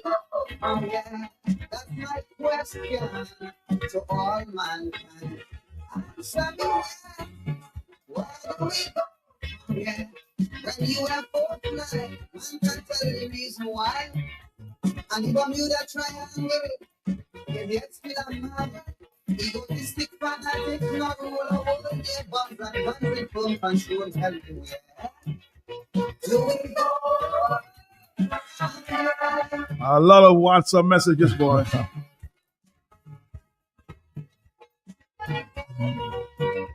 Somebody saying, thanks, Simeon, thank you for opening our eyes.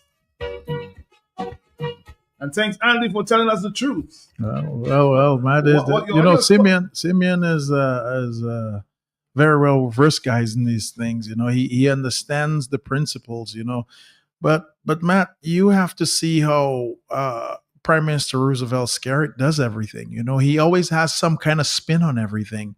And here it is that finally we get the electoral reform, but we don't have money for it. You know, and we have to pay for it. And we have to pay for it. And it's not only that, Matt, that we have to pay for it. It's not even the electoral reform that we really wanted in the first place. You know, I wouldn't mind that we had to pay for exactly what we requested. So here's another good case so people can study it and say, hey, we wanted X amount of electoral reform and we're going to pay for it. And we've already started paying for it. For those who don't know, remember, we dished out some money earlier, but we still haven't gotten what we wanted. So, but now we have to take a loan to pay for what we don't even want or not exactly what we requested. So you have to understand the politics is a very horrible, horrible game. It's a dirty, nasty game. And for most business people, and I can understand why business people stay out of politics, because it's not something that's based off fact. It's not something that I would systematically sit in my office and think, let me do these things to my customers. If I go ahead and I give them this, they won't notice that they got a smaller package, or they won't notice that the package is half full instead. I mean, it's almost you're sitting there and you're thinking of how can I deceit or how can I mislead everybody? And you come up with the strategies to constantly do it. And I bet you, I would be willing to bet $10,000 that the money that we're going to borrow, that money is going to be filtered out, and only probably 25% of that money is going to be used for that so-called electoral reform. And a lot of people have seen this before. But the point is, though, Andy, I mean, I understand where this scholar was coming from. But remember, the bank is the majority, or the government is the majority shareholder. But it's not the first time that the bank has actually the government has taken loans from this bank. They do it all the time.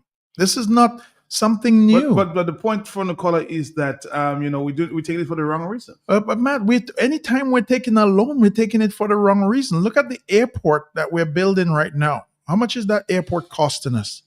That airport is costing us upwards of $3 billion. The last number I got was 1.3 billion. 1.3, okay, two, call it 1.5. Yes, 1.5. Man, we were told that we have to take a loan for that airport too. But I mean, we're collecting money. What happened to all our money? What happened to the money that we were supposed to have? Here it is that we have St. Vincent, who's built an airport, no problem. We have St. Lucia, that's built an airport, no problem. St. Kitts built an airport, no problem. Why does Dominica have a problem? It obviously goes to show that the thing we have different with those other islands is the leadership that we have. Our leadership is constantly failing us. Here we have to take a loan for this, but we have money. But where all our money going? Where is all this money that we so-called collecting? Why can't nobody be transparent with us and show us the books? Show us what we have coming in. Show us where it's going. Let's figure out what we can cut off. Like the previous caller called and she said, hey, we have Dr. McIntyre. I mean, remember, Matt, when the last name McIntyre would be associated with excellence? The Dr. McIntyre comes from a long line, you know. I mean, that was a name. When you said Dr. McIntyre, that would respect. But here it is that we now have a doctor who's running the financial books, but the hospital have no medication. If I was a doctor, that's the first place I would concentrate. Charity begins at home, brother. Charity says, my people in the hospital get the check first before you get your flags for Mayor Motley, before you get your expense for going on your expensive trip to Dubai, before you got your expensive trip to go on your boat ride. Charity begins at home. Let's make sure we take care of the people in the hospital. But when does that happen to us here in Dominica? More telephone calls in the afternoon. We're going past 3 this afternoon. Hello, talk to me, yes? Good afternoon, Matt. Yes, Matt, it's amazing, you know. All that money that he gave to Mr. Byron, did he take a loan? No. Did he take a loan? Yeah, and that money was so forthcoming. And how much percent of Byron's advice did he take? He actually rejected, I cannot measure it in percentage, but he rejected quite a portion of it. And now he has to go take a loan. Yeah, but he doesn't. The CBI money, it's free money. It's easy to sweep that one away into unknown accounts, unaccountable money. It's not even our business as far as he's concerned. Yeah, he actually basically said, the money from the CBI, it's not our business to know where it goes. That's for the developers. In other words, we the people whose passports are being sold, it's not our business. It's not coming directly into the treasury. That's for him to dish out to the developer and the developer to dish out to different little projects. You know, Matt, it's really a hell of a situation, and Mr. Jolly's talking about it. It's about accountability. Look, here's another example. He built a mansion, and we are paying the rent. We, the people, are paying the $60-something thousand a month, right? And he may, or it is alleged that he has interest. I'm not going to go any further. It is alleged he has interest in that same property that was built that we are renting.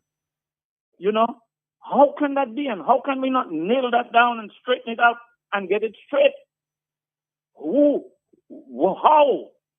Anyway, enough said, gentlemen. There's some more telephone calls coming in there, and they'll come back to you in a minute. Ayo, 449-3095, 449-3096. I know you've been trying, but keep trying because the lines are ringing off the hook there. It's 449-3095, 449-3096. Are you there, caller? Yes? Yes, Matt. I'm back. Two things, Matt. I'm looking for the day when Prime Minister Mayor Motley will invite Prime Minister Roosevelt Skerrit to address a BLP convention or rally in Barbados. I'm looking for that day. And if you remember that Prime Minister Skerrit went to Trinidad and thought that he was so of a successful Prime Minister, he was winning the election, and he has, dominated the political scene in Dominica. So you want to show Trinidadian that he is good and you want to advise Prime Minister Rowley. And you see what happened, the people from Trinidad didn't take it lightly. I just remember when he went and spoke in support of Rowley until Alan Roberts called him the star boy of stability and so on. So I'm looking for the day when Prime Minister Motley would invite him. And I heard Mr. Jolly spoke about when the Prime Minister went to a seminar. But the Prime Minister have advised people openly that don't buy fridges with ice dispenser or water dispenser. Use your bottle container to make your ice. That's what they advise. So as far as he's concerned, let's go back in 1920s and so forth. Don't upgrade, don't look happy and so on. Go in your old water container to make your ice. So that's the advice you can give Dominicans. Thank you so much. All right, let's see. We can get a voice note here, and of course, we're going past Mr. Jolly, Yeah. look at all these dictators, Saddam Hussein and all of them. The kind of lavish life they were living, and the people and them was just really just poor and have nothing. Isn't that the same thing Skerrit is doing, living a lavish life, and the people of everybody crying in Dominica, everybody bawling? Isn't it the same thing? He's trying to be a dictator. Let me say, he's trying to be a dictator, but he will never be. But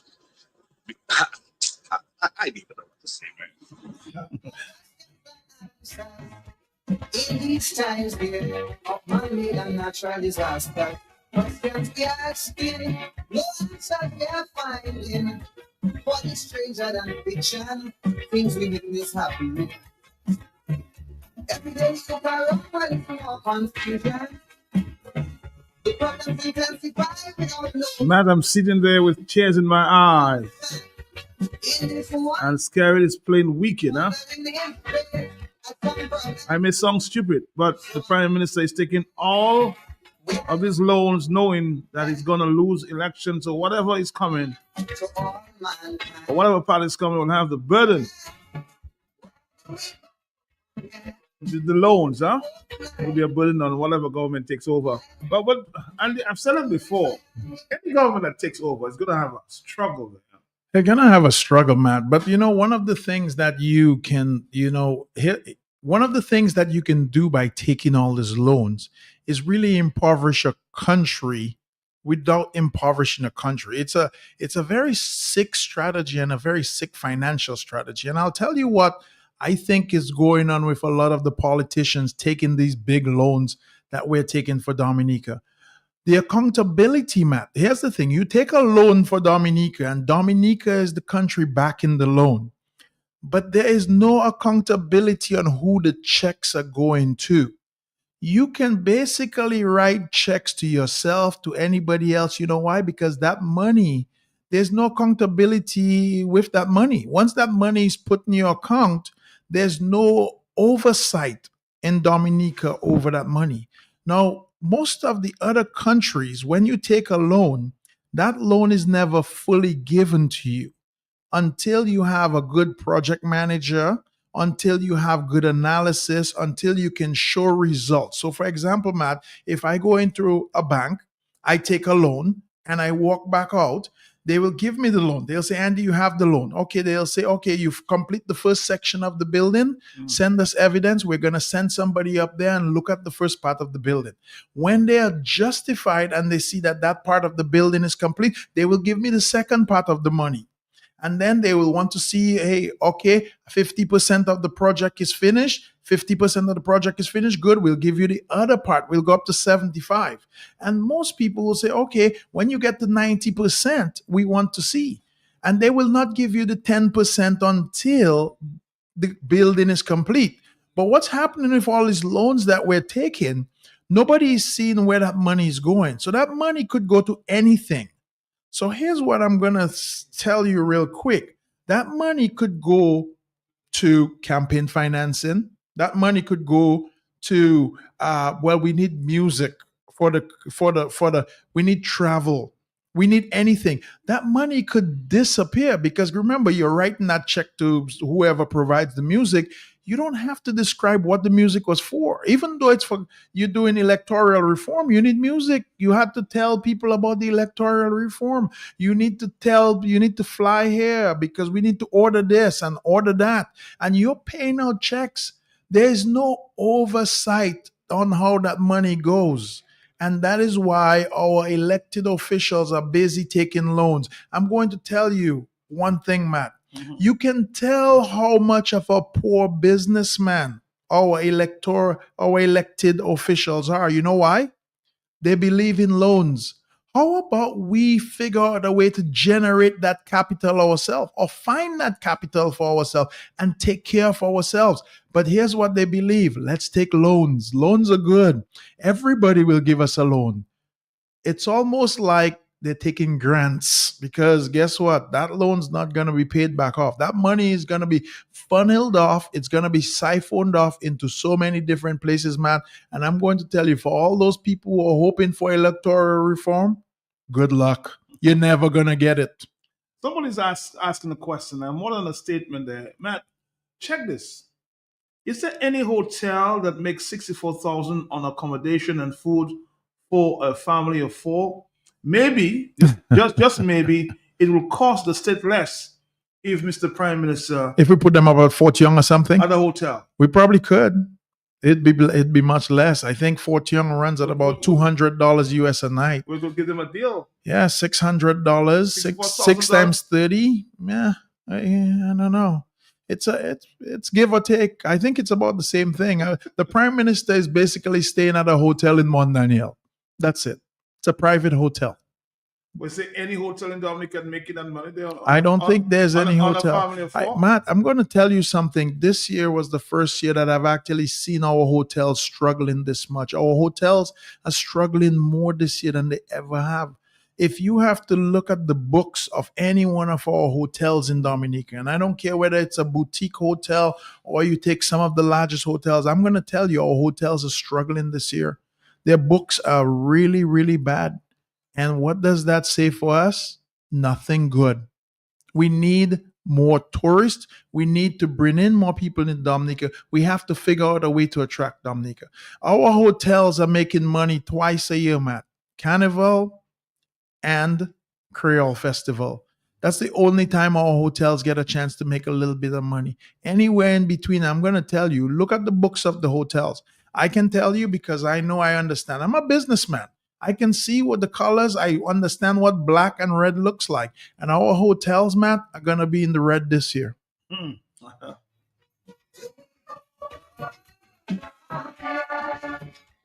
Someone is saying, look at the House of Dark Secret, a waste of money. Nothing is taking place. Well, the last time I was on the show, man, I think I got a lot of flack for this as well. The fact that I said, if we get the Prime Minister out of his current residence, we could give everybody in Dominica an extra $1,000 raise. And how does $1,000 look to the policemen, the nurses, the doctors that are working at the hospital, the guys on the port, the customs officers, and everybody else? Could get $1,000 cash in their hand if we got our Prime Minister out of this lavish lifestyle that he's living. I mean, the public servants. The public servants, every one of them could, in fact, just regular people, because I mean, we only have 68,000 people in Dominica. We would have to shortchange about 4,000 people, but I'm pretty sure nobody would mind. I would actually give up my $1,000 to somebody else.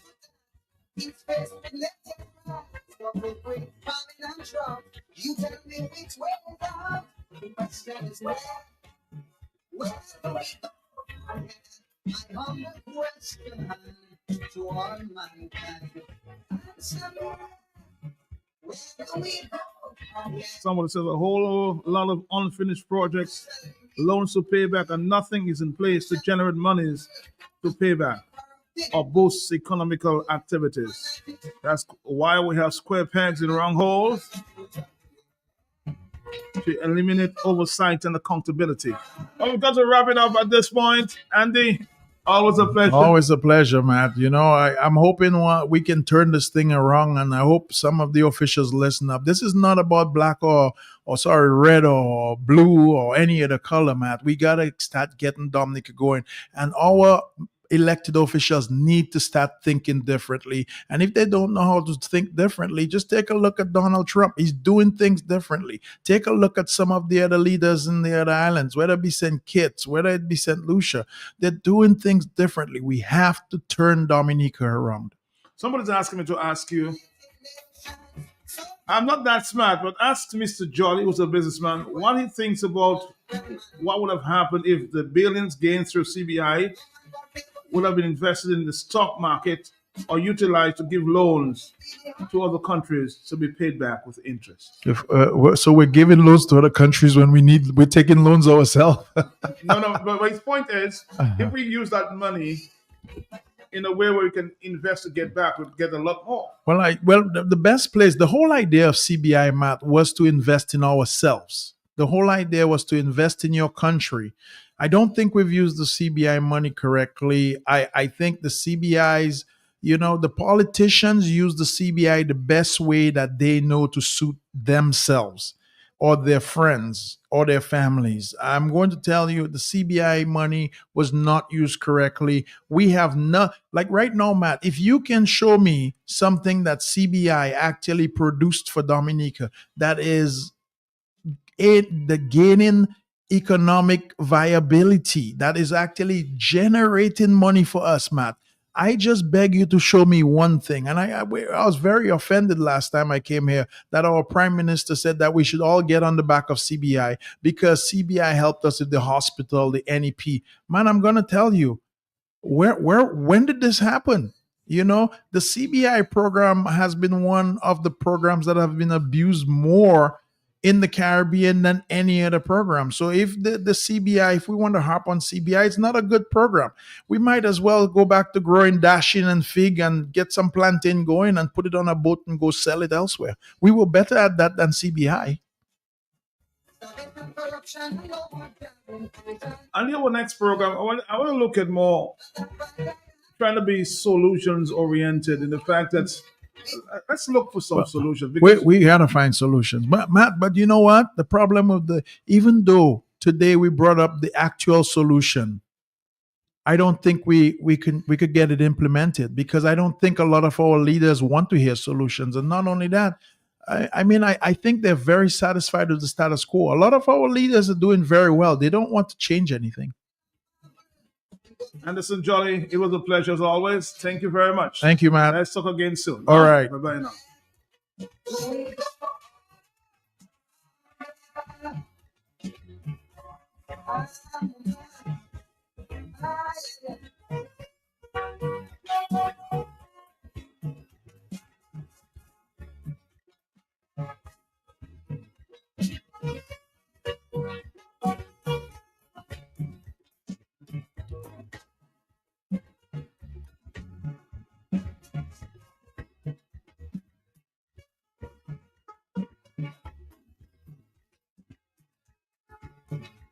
There's only one bang revolution. One bang, people dying for salvation. All right, let's wrap up with this one there from Black Stallion. We could make it if we try.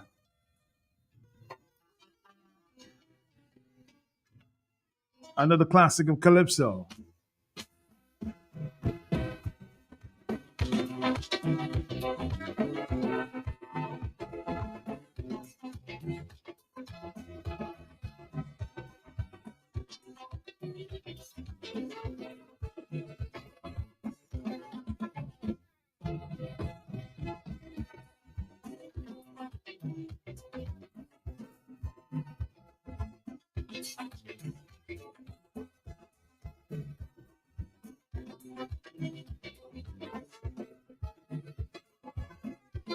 So the church that we broke and the thing that we set that jamming. So no foreign countries spring start migrating. They do faith in the country that they be going down the drain. You say no more, could we see happy times again? But the will to recover in my people like how must be them. Although many may seem to feel that I talking nonsense, but the majority of we decide we're not going to run, because now is the time to show we patriotism. For we country is that in power. So our people need us today more than ever. But in our fight to recover, if ever you feel to surrender, if I one little thing that I want you always remember, we could make it if we try. Just a little. If we just get one more try, I could be my sweetheart.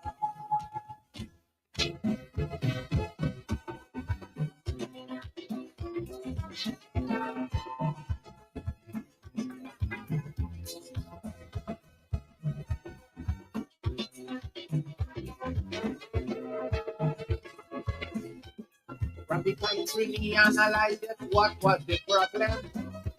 Yes, we start making very positive moves to solve them. We fire the old section managers we have working. And it's a new group we went and we bring in. And if we could require them new managers not supplying.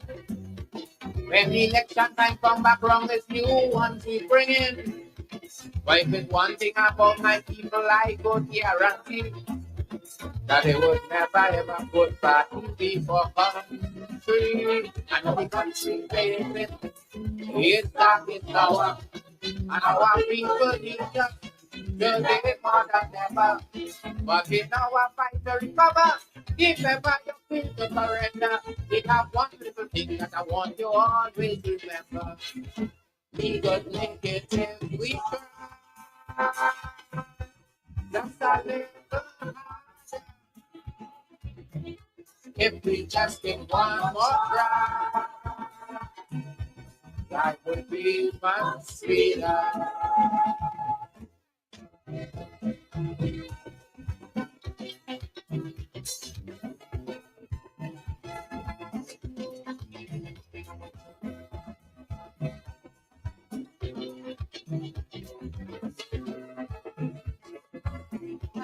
When the treasury was full and happy time, some was enjoying.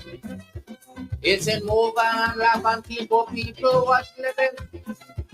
Now the treasury black and the country come back to square one. Poor people remain on the same old ghetto in junction. But to get to the economy return today on stock footing. It's the same for people 10 days and cola they're taking. And without social unrest for people paying the price. Because they know for the country nothing too much to sacrifice. And the country payment is that is power. So our people need us today more than ever. But in our fight to recover, if ever you feel to surrender, we have one little thing that I want you always remember. We could make it if we try. Just a little higher. If we just give one more try, life will be much sweeter.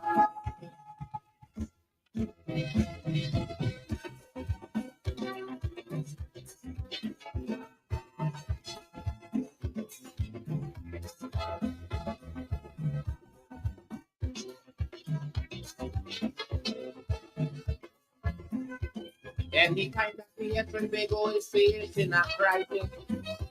As loyal citizens, so you need to stay active. But we know that we still there could never become a day.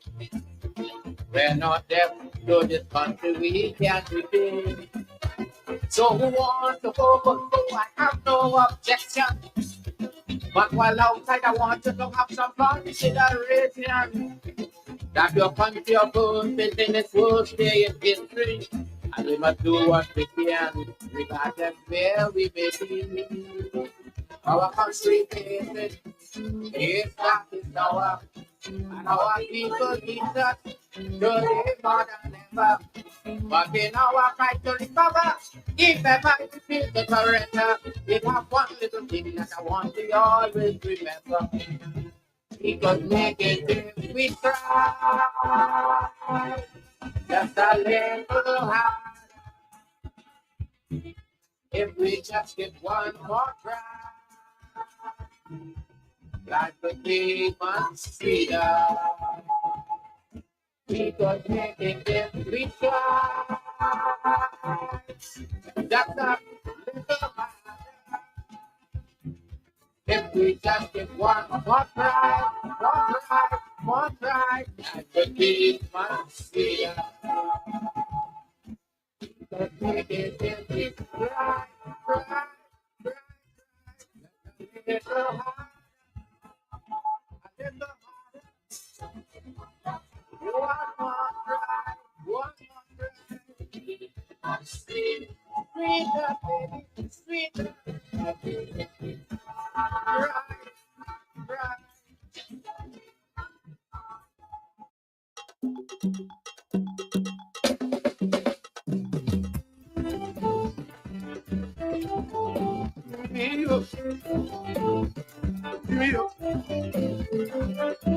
It's strong muscle man, like he on a mission, oh yeah, yeah. Terrorizing old man, messing with the woman. He used to be grinning, catch up with him. He ain't grinning no more. He tastes always sour. Hey, hey. Oh, oh. The honor man cry. Yeah, yeah. The honor man body. What goes around comes around. Oh, yeah, yeah. It went around and came around. Somebody on the honor man. Somebody on the honor man. Somebody on the honor man. Honor man on the honor man. Oh yeah, yeah, yeah.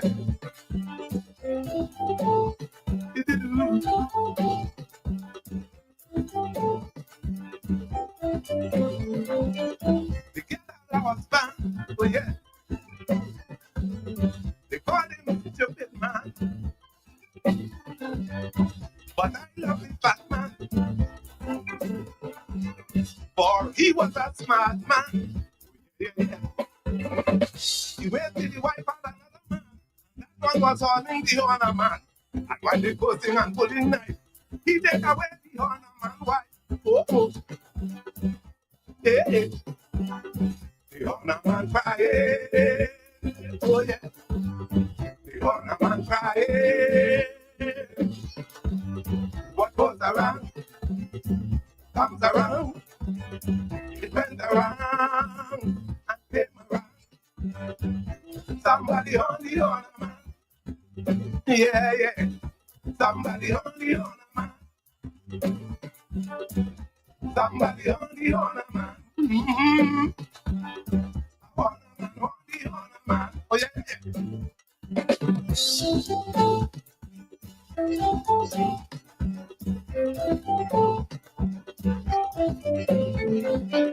He used to be happy when he wanted somebody else.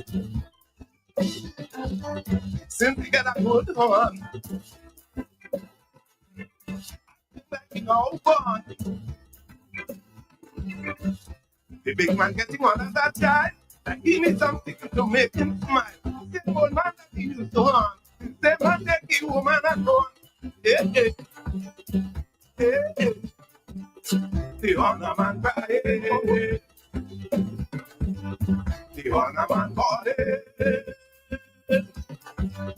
What goes around comes around.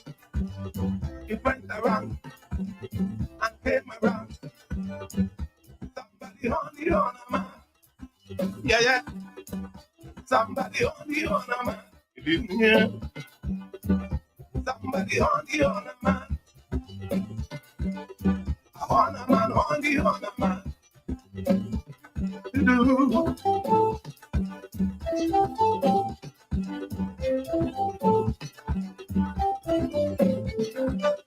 You might have to sing dog.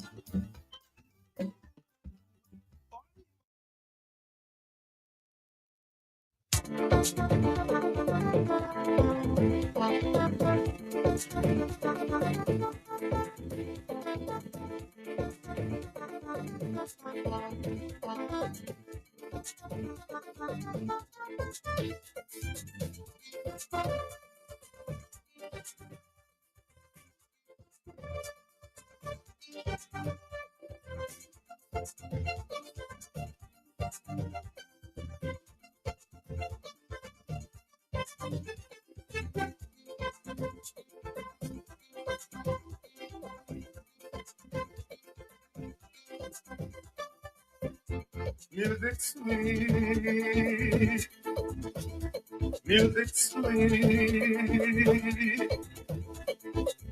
The one who invented music, they got to be terrific. That will be the one who created the sun and the trees, rivers and seas.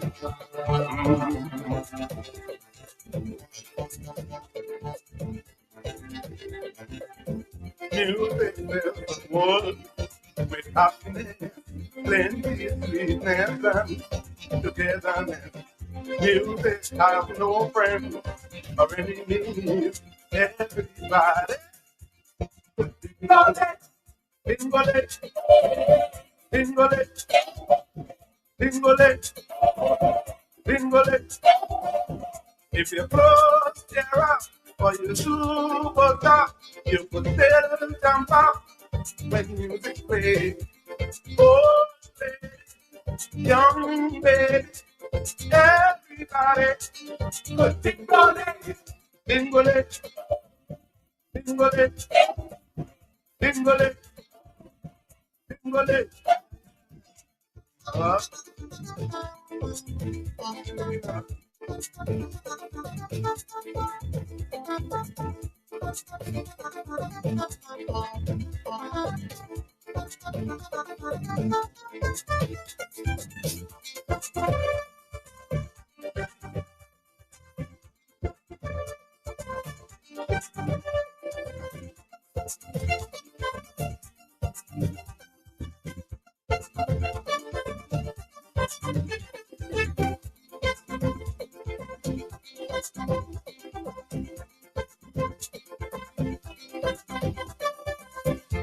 Melody, harmony, music is the atmosphere, sweet music is everywhere, even in the past, in the dark, a blind man can find a melody.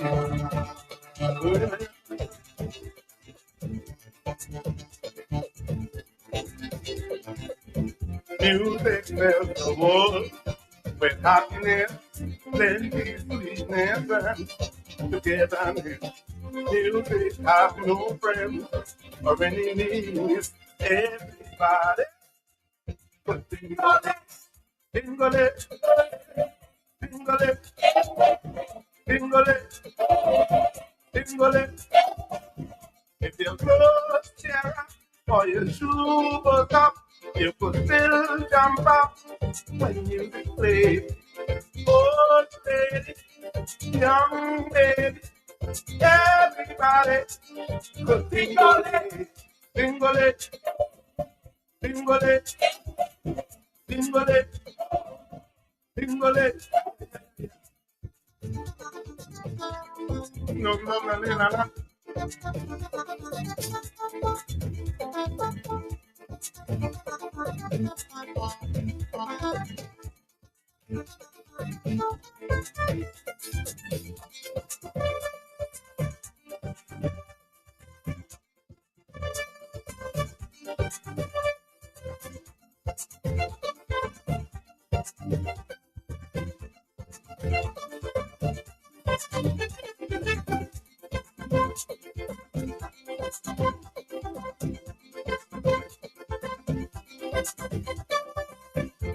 Fantasy, energy. You don't need a bulldozer to become a composer. Every little man or a tower may help to construct a melody. Aye.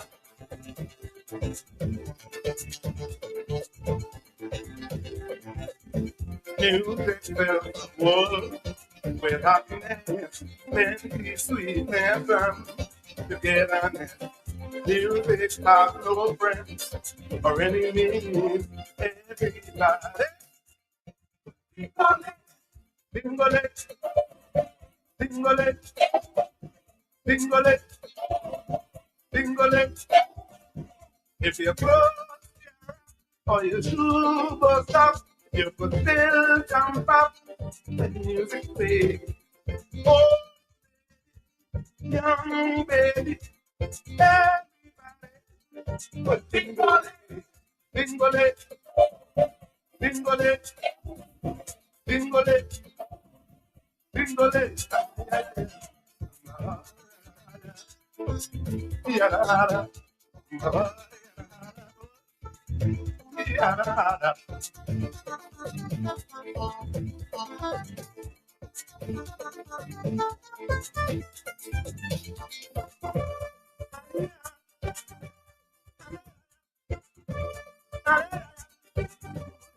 Yeah.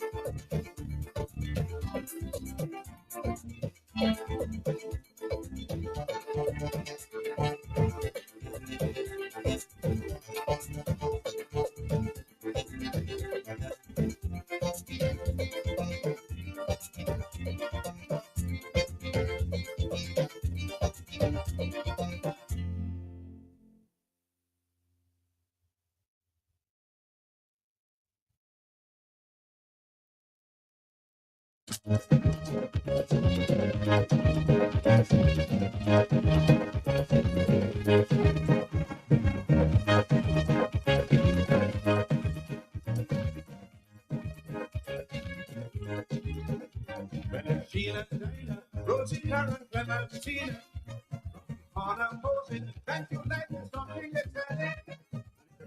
You can get them all for nothing. You'll make a rock. The enemy's gonna sparrow take over. Ah, Sheila, Dinah, Rosie, Karen, Clementina, on a Moses, thank you, like something exciting. You can get them all for nothing. You'll make a rock. The gonna start taking over. When you get some feeling bad, no one is Trinidad. If you close some fish, some good step, some to make out how they could get. Now they back up and down, in for a penny, in for a pound. You need competition, so something come with the price rock up. Show the bones of Sheila, Dinah, Rosie, Karen, Clementina. On a boat in Thailand, something that's standing. If you get them broke, you can get them all for nothing. You make a rock. The enemy's gonna sparrow take over. Ah, Sheila, Dinah, Rosie, Karen, Clementina. On a boat in Thailand, something that's standing. If you get them broke, you can get them all for nothing. The enemy's gonna sparrow take over. Things back to head and cry. Look, I said I ain't coming, I ain't not cry. Oh, me or you, going to get that green bottle.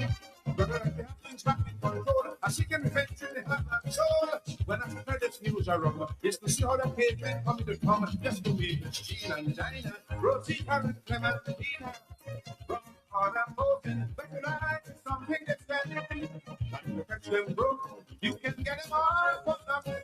Don't be corrupt. The enemy's gonna sparrow take over. Sheila, Dinah, Rosie, Karen, Clementina. Rocking on and moving, bet your life is something that's standing.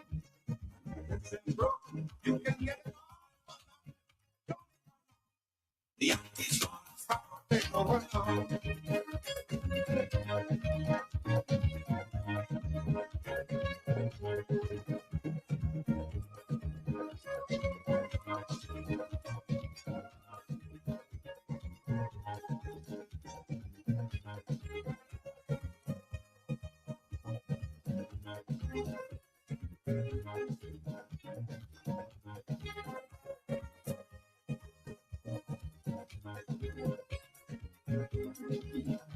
It's the glamour boys again. We are going to rule Port of Spain. For defense, Dorothy had to take weight again. But then who used to bet? And they can do something with a smile. No more hotel to rest your head. Like the smell of light brown, no catch breath. You will see the China, Rosita and Clementina. Round corner, posing, acting like it's something exciting. And the person broke, you can get more fun. The Yankees gonna Sparrow take one. Gina and Dinah, Rosita and Clementina. Round corner, posing, acting like it's something exciting. And the person broke, you can get more fun. The Yankees gonna Sparrow take one.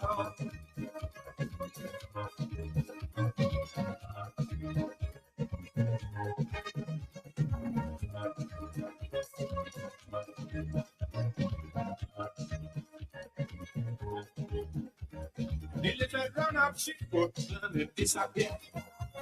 Everybody keeps searching everywhere. Teacher under children,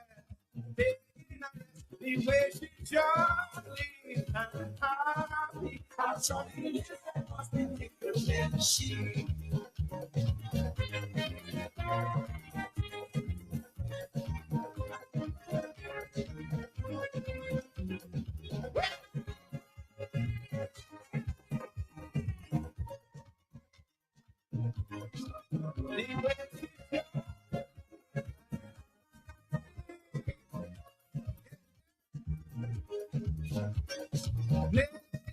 Glass, but I'm just in a glass. The lizard get away from roots and run by the teacher. But oh Lord, the children cry. Wonder what will happen. But the teacher laughing out, watching everybody. The lizard run up the foot and disappear. Everybody keeps searching everywhere. Teacher still and she there. Take it out, the way she jolly and happy. I saw the lizard was the she.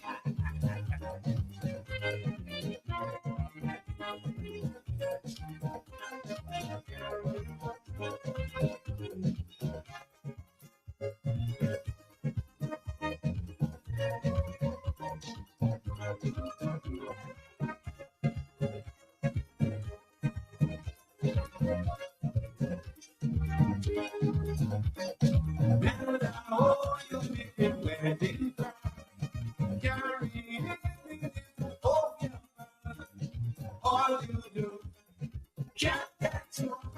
I'm feeling married to you.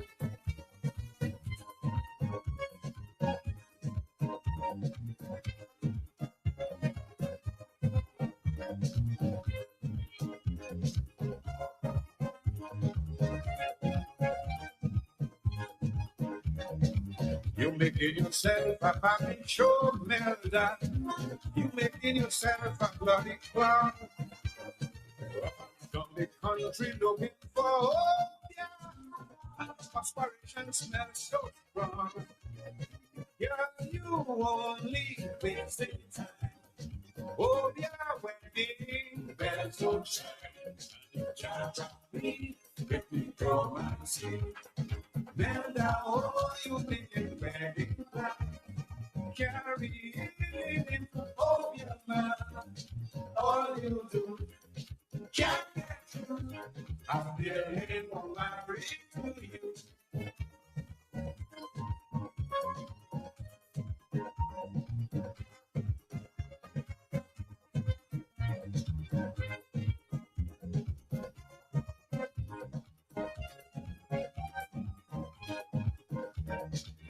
the amount of incense that you burn at night. Lord, y'all is picking up my place. So much different color candles that you light. Rubbing red, loving light your face. Now steaming sweat cause you're dead. You know man can't stand your breath. You took down nasty, get away from me. Now you make it ready back. Carry it with you, oh yeah man. All you do, can't get you. I'm still there to marry to you.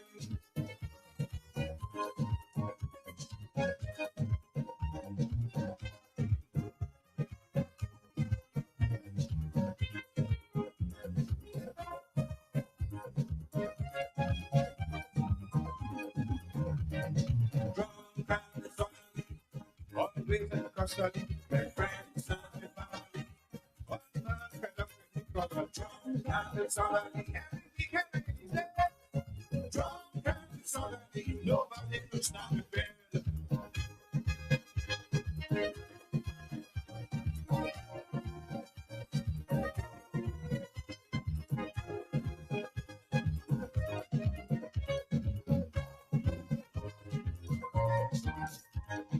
Drunk and it's already always in custody, with friends and with family. One man fed up with me cause I'm drunk and it's already every weekend and any day. Drunk and it's already nobody to stand again.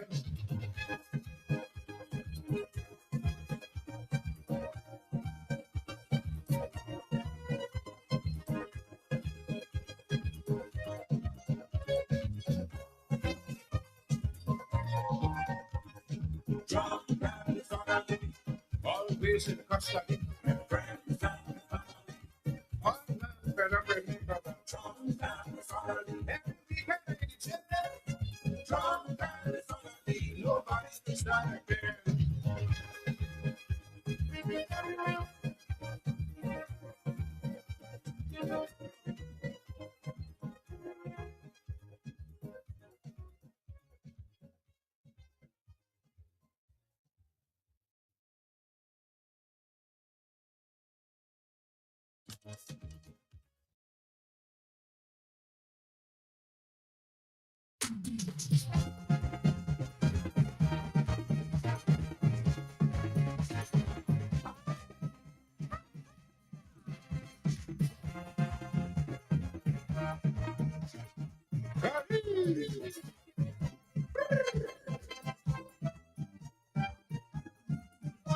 A bounce of margarita, one night in a fiesta. The señorita fell in love with me so far.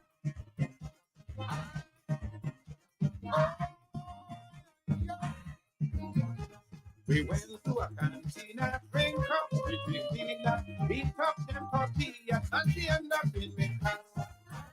Mamma mia, caramba, margarita, margarita. Tijuana roja, patata con lita, more fire in a rosa, sweeter than Maria. Ah, Chihuahua mamacita, margarita, margarita, margarita. From Mexico, but I have to go. You gotta know, you say adios, mi amor. Yo soy Francisco, te quiero mucho.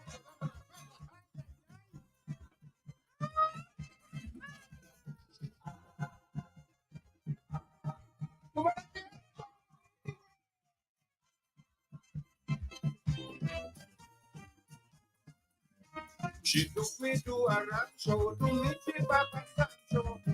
Mama Consuelo, and she left me bread and pancho. Ah, ah, ah. They dressed me like a charro in poncho and sombrero. Rosso bambino, start teaching me the lingo.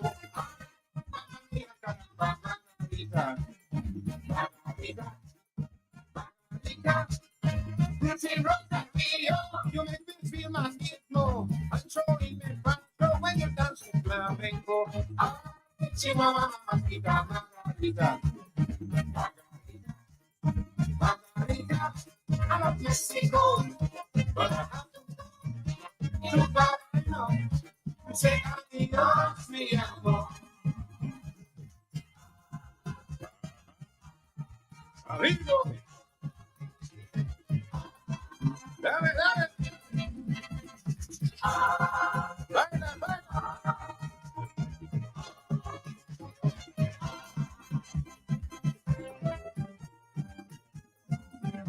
She mama pick a bouquet and when you take it away, Papa can't believe it. Go pick a holy padre.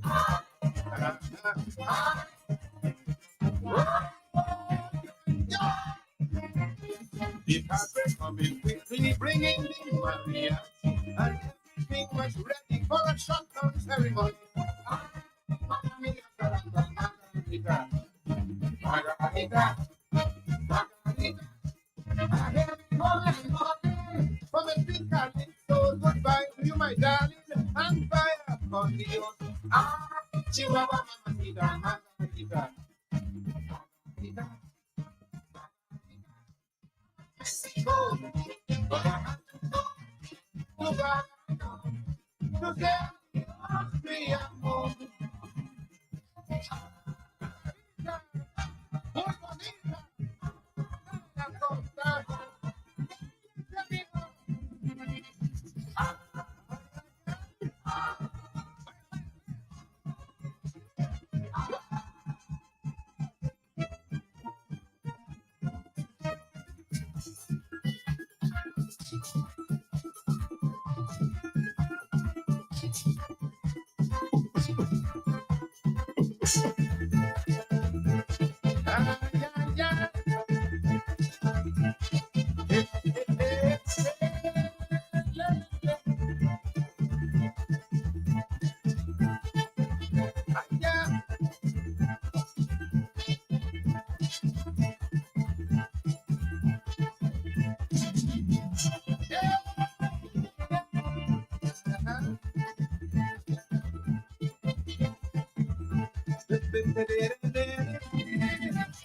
You are the genesis of my happiness. You're the one that I have always dreamed of. You are everything I need, everything I want. How can I live without your sweet love? When I see you in your sorry or your me, I am captured by your innovative beauty. If it wasn't for your nanny and your coaching, I will marry you and take you in the country.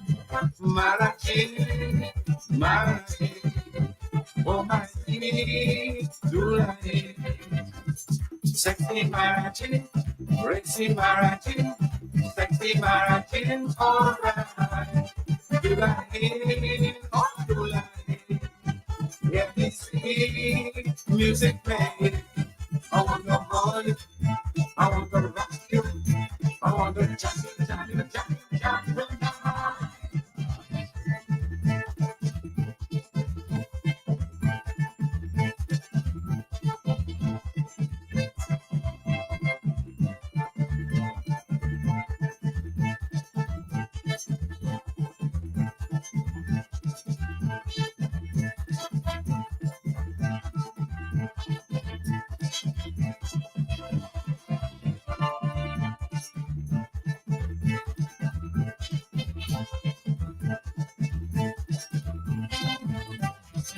I will tell you true, the way I feel for you.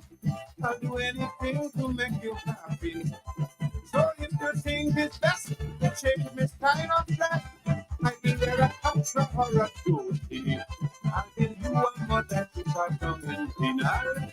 And I change my name to Ruth Lava. I could love to drive a salad and shoot it down. And jump out and to keep my book and asphalt. Marachi, Marachi, oh my sweet, you like sexy Marachi, racy Marachi, sexy Marachi, alright. You like, oh you like, yeah, it's sweet music play. I want to hold you, I want to rock you, I want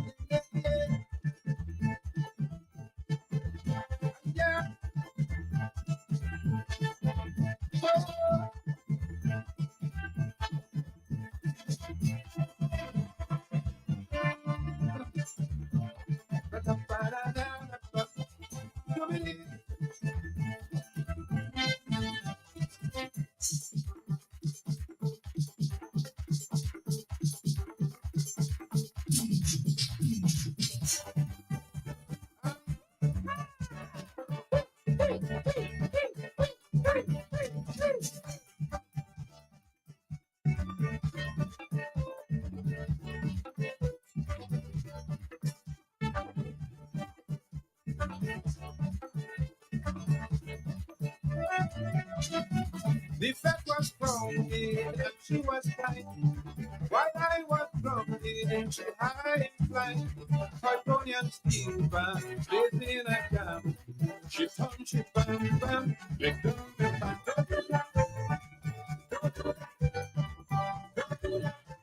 Girl, don't do that. Go back, back, me, go back, back.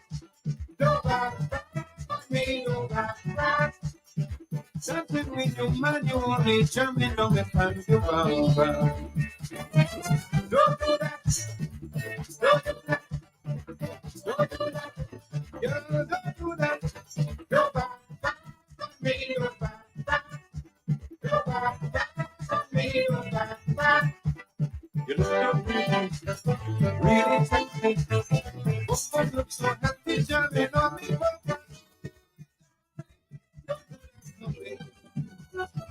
if she was serious, I won't complain.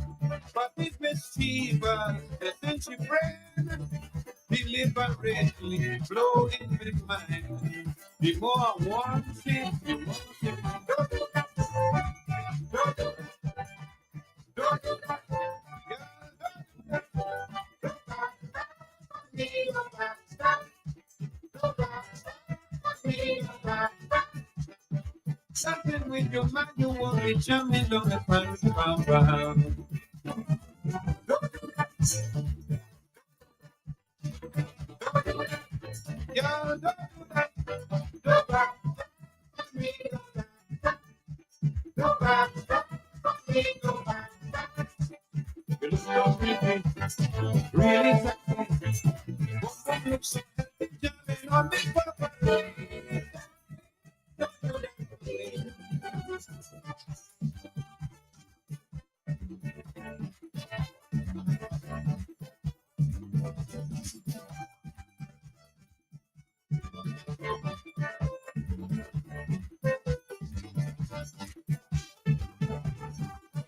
Oh, the place was jam with no more face. So on she found I had to pray. Lord, when she entered the bank she fought. I jump she stepped out. She gave someone, don't do that. Don't do that. Don't do that. Girl, don't do that. Don't back, back, me, don't back, back. Don't back, back, me, don't back, back. Something with your man, you only jumping on the panty ground. Don't do that. Don't do that. Yeah, don't do that. Don't back, back, me, don't back, back. Don't back, back, me, don't back, back. You look so pretty, really sexy. Boom, boom, look so healthy, jumping on me.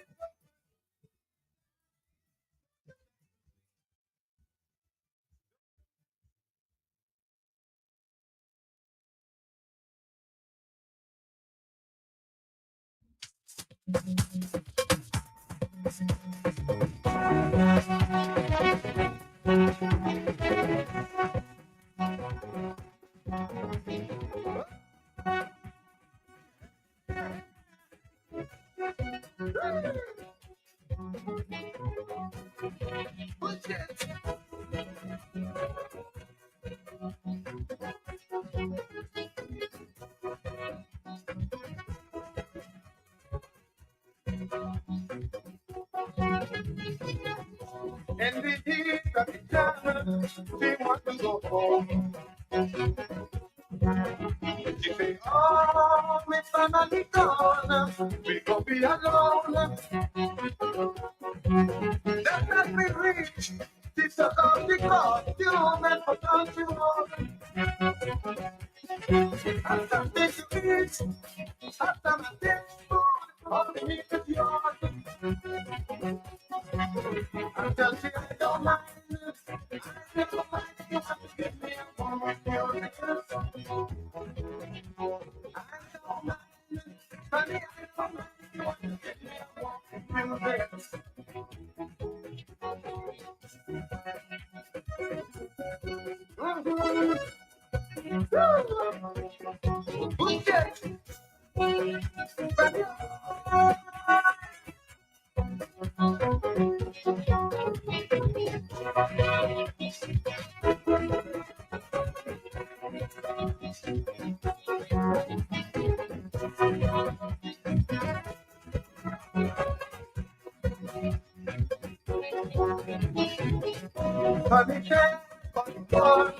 don't worry about me.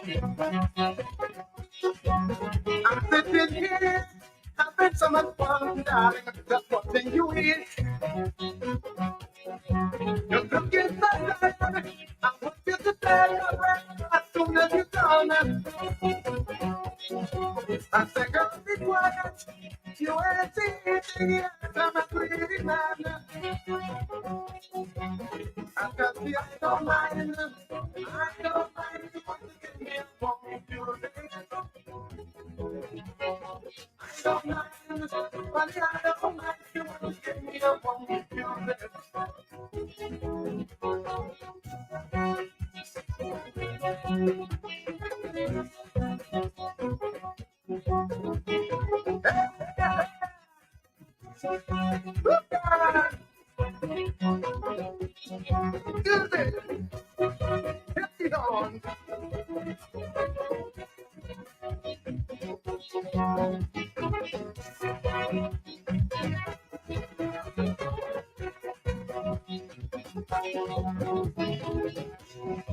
Take me to the jam, take me on the streets.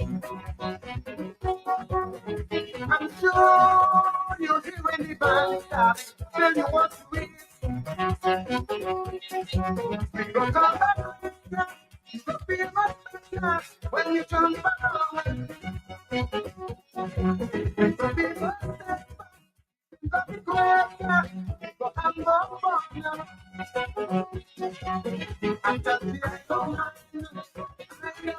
you want to get me home. I don't mind, but I don't mind, you want to get me home with your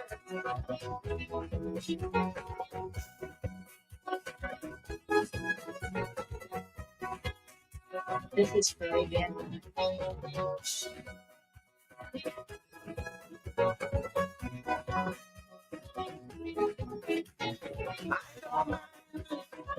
Don't mind, you want to get me home with your I don't mind, you want to get me home with your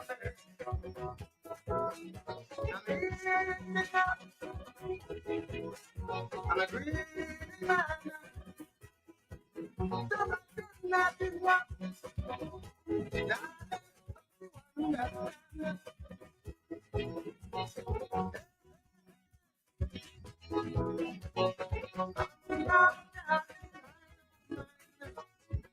I love me eating all the time. Gonna be who mess up I will show you the door and down. I don't mind. You want to get me home with you, bitch. I don't mind. You want to get me home with you, bitch. I don't mind. You want to get me home with you, bitch. I don't mind. You want to get me home with you, bitch. I'm in the heat of the jam. Look how it's looking wet. That matter that can't, darling, I ain't talking yet. I tell you I don't mind. I don't mind if you want to give me a one with you, friends. I don't mind. I don't mind if you want to give me a one with you, friends. I don't mind. I don't mind if you want to give me a one with you, friends. I don't mind. I don't mind if you want to give me a one with you, friends.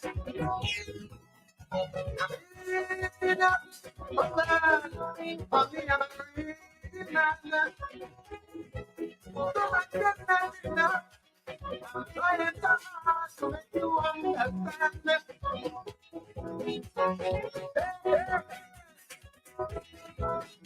And I'm breathing on. I don't mind. I don't mind if you want to give me a one with you, see? I don't mind if you want to give me a one with you. I don't mind. I don't mind if you want to give me a one with your lips. I don't mind.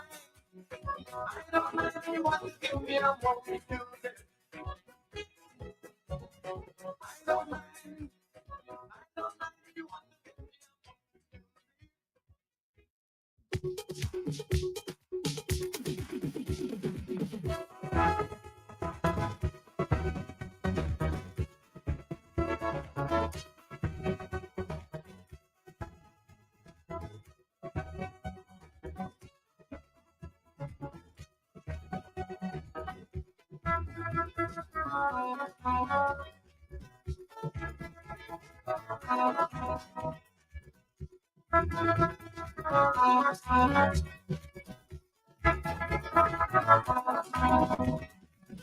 I used to sit down and wonder what kind of woman turned me on. But I was too young to know that the leaves of me sweeter than and the sooner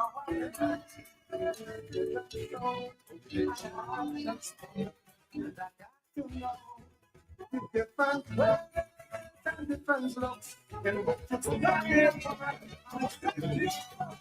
Champion down from way back. Yes,